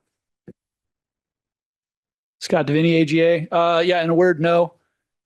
Respect the interest on the topic, but concerned about finding, a disclosure that's going to be decision useful without being decision useful for all the bad actors. I mean, I think that that's really the logical trap you're in is like, if it's going to give you information, then it's going to give information to bad actors. And we know 100% that they're out there scraping for that information. I just +1 to all of Rob Weber's like super lucid points. I just add one more to that, which is by the time it gets disclosed in the ACFR, it's way too late. Yeah,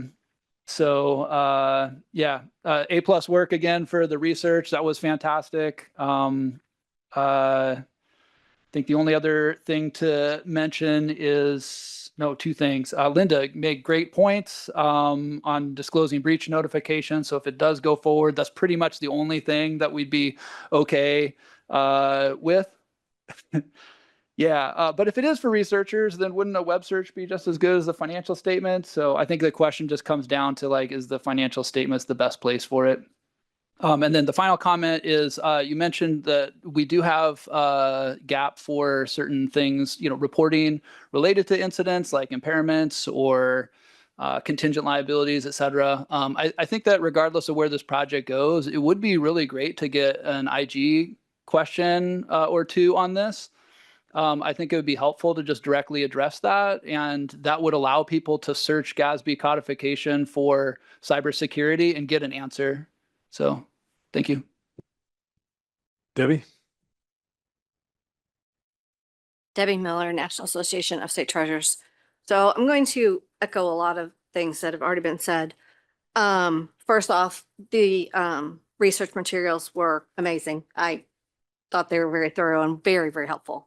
So thank you. Thank you all for that. And the Rob's point out when Alan said, hey, this is all on top of your mind and we're what we're worried about, but is it something that we can do addressed we want GASB to be looking at? And that was top of my mind when I started reading the research paper, and I'm like, yep, nope.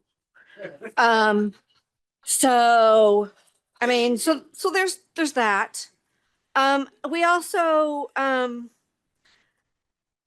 so when I was thinking about this, I was thinking about it from an audit perspective. I mean, even internal audits, external audits, right? We have separate information services audits. They don't get published. There's too much sensitive information. They don't want it. I talked to some CIOs. They don't even want to disclose if they have insurance or not because they feel like that's going to give, bad actors some information that they're going to come and go here. So I feel like, well, GASB's awesome. I don't know that this is a place to go, down for this kind of disclosure. I think that there's other reporting bodies that would have that information, but I feel like also with Michelle, boilerplate, absolutely. That's all anybody said that they would be comfortable that we had, they would be comfortable with. And I'm like, that does not provide any information that's going to be useful to a user. And so that's where we ended up. Thank you. Chris? Chris Jumper, Bond Insurers. So I'm going to go against the grain here. Again, it's not if, it's when. This is not a decreasing risk. This is an increasing risk. This is something that is, is only growing and is only getting scarier. Yes, 1% of expenses doesn't sound like a lot, but you put you look at some of these large issuers and governmental entities, and it's a material amount of money. And besides, it's in the case of ransomware, it's theft.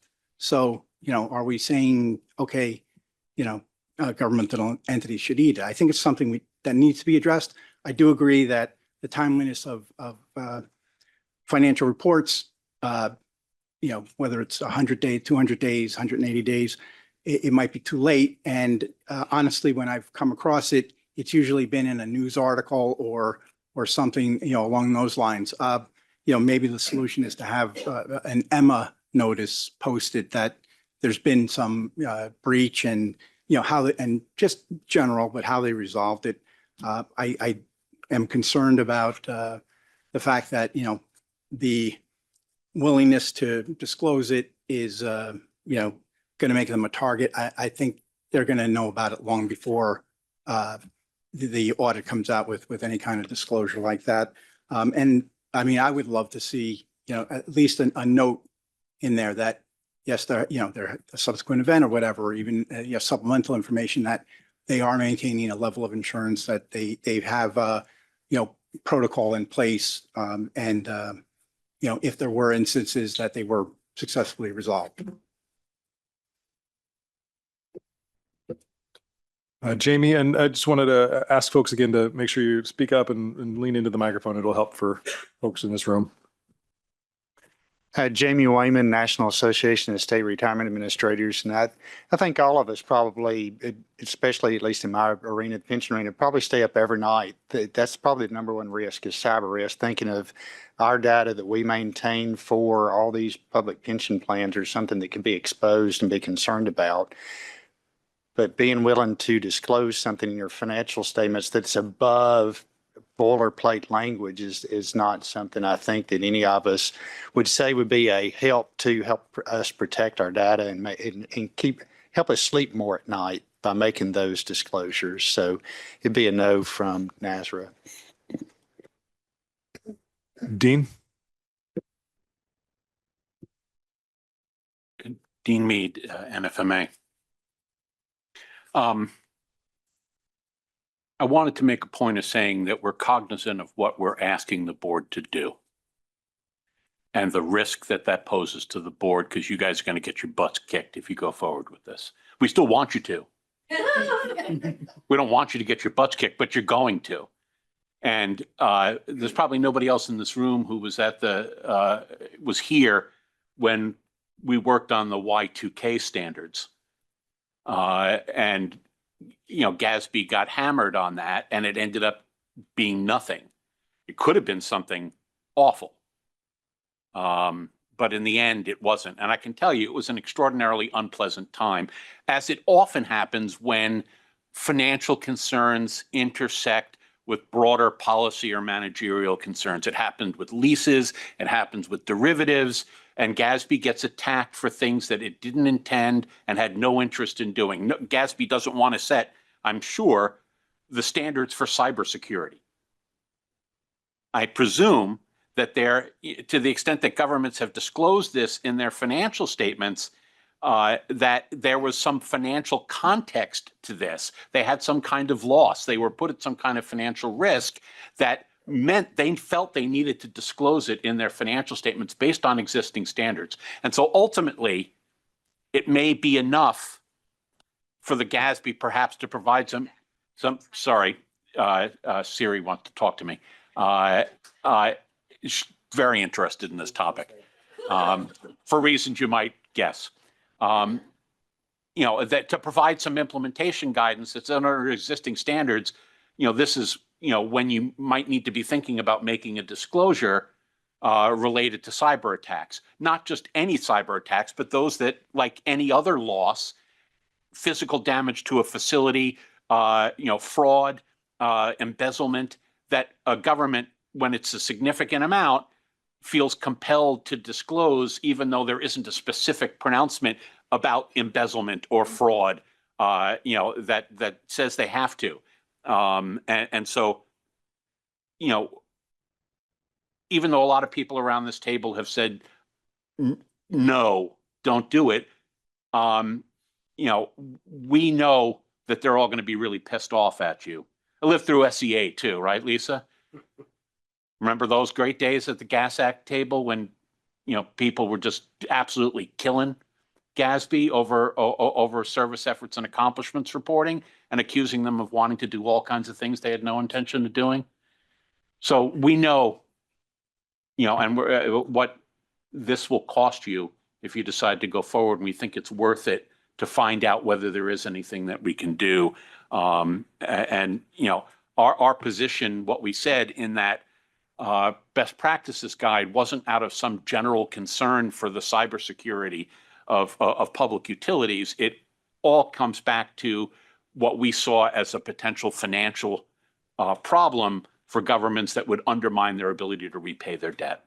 And that's all we're concerned about here. And we're not looking for GASB to go anywhere beyond that to broader concerns of cybersecurity. We just want to make sure that when governments have cyber incidents that have financial implications for them, that ends up getting disclosed in their financial statements when it's of significance. Barbara? Barbara Baldwin, representing NASBO. Sorry, Dean, but we're a hard no.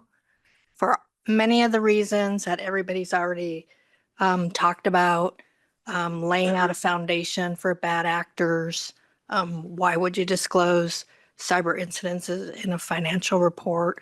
And I'm not going to go through all that because I think we are getting close to 5 o'clock and I'm not going to keep anybody from the dinner time. Stephen? Stephen Stewart, Governmental Research Association. We also would say no on this. Last year, I was one of the GASAC members who did rate it highly in the technical prioritization, but that was kind of before I got to hear the discussion at the meeting, which was very helpful, and to understand the risks associated with disclosing too much and disclosing things that are useful to people with good and bad intentions. So I think reading through the paper, which is also very well done, I appreciated all the research that went into that. My concerns related to those things they still remain. I thought the information that was talked about with the SEC disclosures and 10Ks for publicly traded companies did offer some evidence in favor of disclosure, as it did indicate that, a good number of companies have reporting on the framework they follow, testing and exercises, and so on. But even if you disclose this level of information, I don't quite know what the average user would do with it and it may also provide a false sense of security if you don't quite know if the government's implementation is weak, if they still have a vulnerability.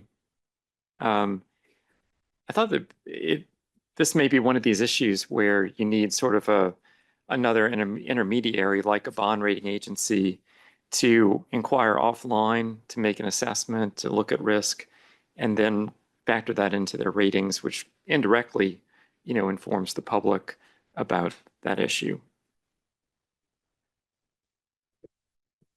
Kimmy? Kimmy Ellen, NABA Inc. We're also a no on moving forward with this. Now, the research was stellar, as everyone has said, but we just don't think there's anything mission critical in here. And we think that any IT auditors that we actually talked to were a hard no. And so I would defer to them. So I don't want to continue to say the same things, but we echo what people have said. John? John Lazuski, U.S. Conference of Mayors. We just want to agree with what everyone else said. We'd be a hard no on this. Rob? Thinking about what Dean was just saying, well, and also what Stephen was just saying, we are doing that, Stephen. So we are looking at, and many of these people in this room has probably gotten a survey from us in the past that asked you about your cybersecurity risk, and it's a very in-depth survey. That being said, I think what Dean was making a point of before is in almost disclosures, which is disclosing that it happened. I think if you disclose that it happened, I mean, maybe even it's a subsequent event. I don't know, but if you disclose that it happened, simply disclosing that it happened it might be enough, because then as an analyst, we can scrape that audit, know that it happened, and then we can call you and ask you for more details that you don't necessarily have to put into the audit, right? And I think that might bridge the gap between a lot of these hard no's and the things that the analysts really want, which is information, disclosure, and being able to, okay, we know what happened. Now we'll call you, we'll call you, Debbie, and we'll find out what did you have to go through, right? And that way you don't have to disclose it. It's confidential information on our side. We're not going to tell you, we're not going to disclose it, right? But it'll help us inform us on the things that you're having to deal with. So, Chris? Just a couple points that I haven't heard discussed yet. I'm in agreement with the group of no. But I think comparing to the SEC position might be a little off, since we are government and we are not in the business of protecting shareholders or making money. We're out there doling out benefits or educating kids or whatever. My office does IT security audits of, I'm from Kansas, everything's much smaller, but we do IT security audits of school districts, cities, that sort of thing. Who would be making this assessment? If it's the entity, they often don't know what they don't know. And that's because they don't have an IT security position filled. And then again, we're back to because we're government and so we don't pay. So these people are off making big bucks in the private sector. And so there's often a lack of staffing and basically a lack of knowledge. They don't know what they don't know. So Rob Hamilton, GASAC, just for the good of the order, we were also firmly against moving forward with this as a project. Some of the thoughts that I had as I was going through, I think that the risk outweighs the benefit of this. And I do wonder, inadvertent erroneous disclosure could be pretty substantial if someone just happened to make a mistake. And I also, thinking from my prior experience, we have a lot of auditors that will prepare financial statements on behalf of a government. And is there a chance, and I think there could be one, where the auditor could erroneously disclose something and put their government at risk, and what that might mean for even their own insurance ability. And so maybe a little bit too speculative, but it is something that popped in my head from my own prior experience. Thank you, Joy. No, that's the last item. Okay.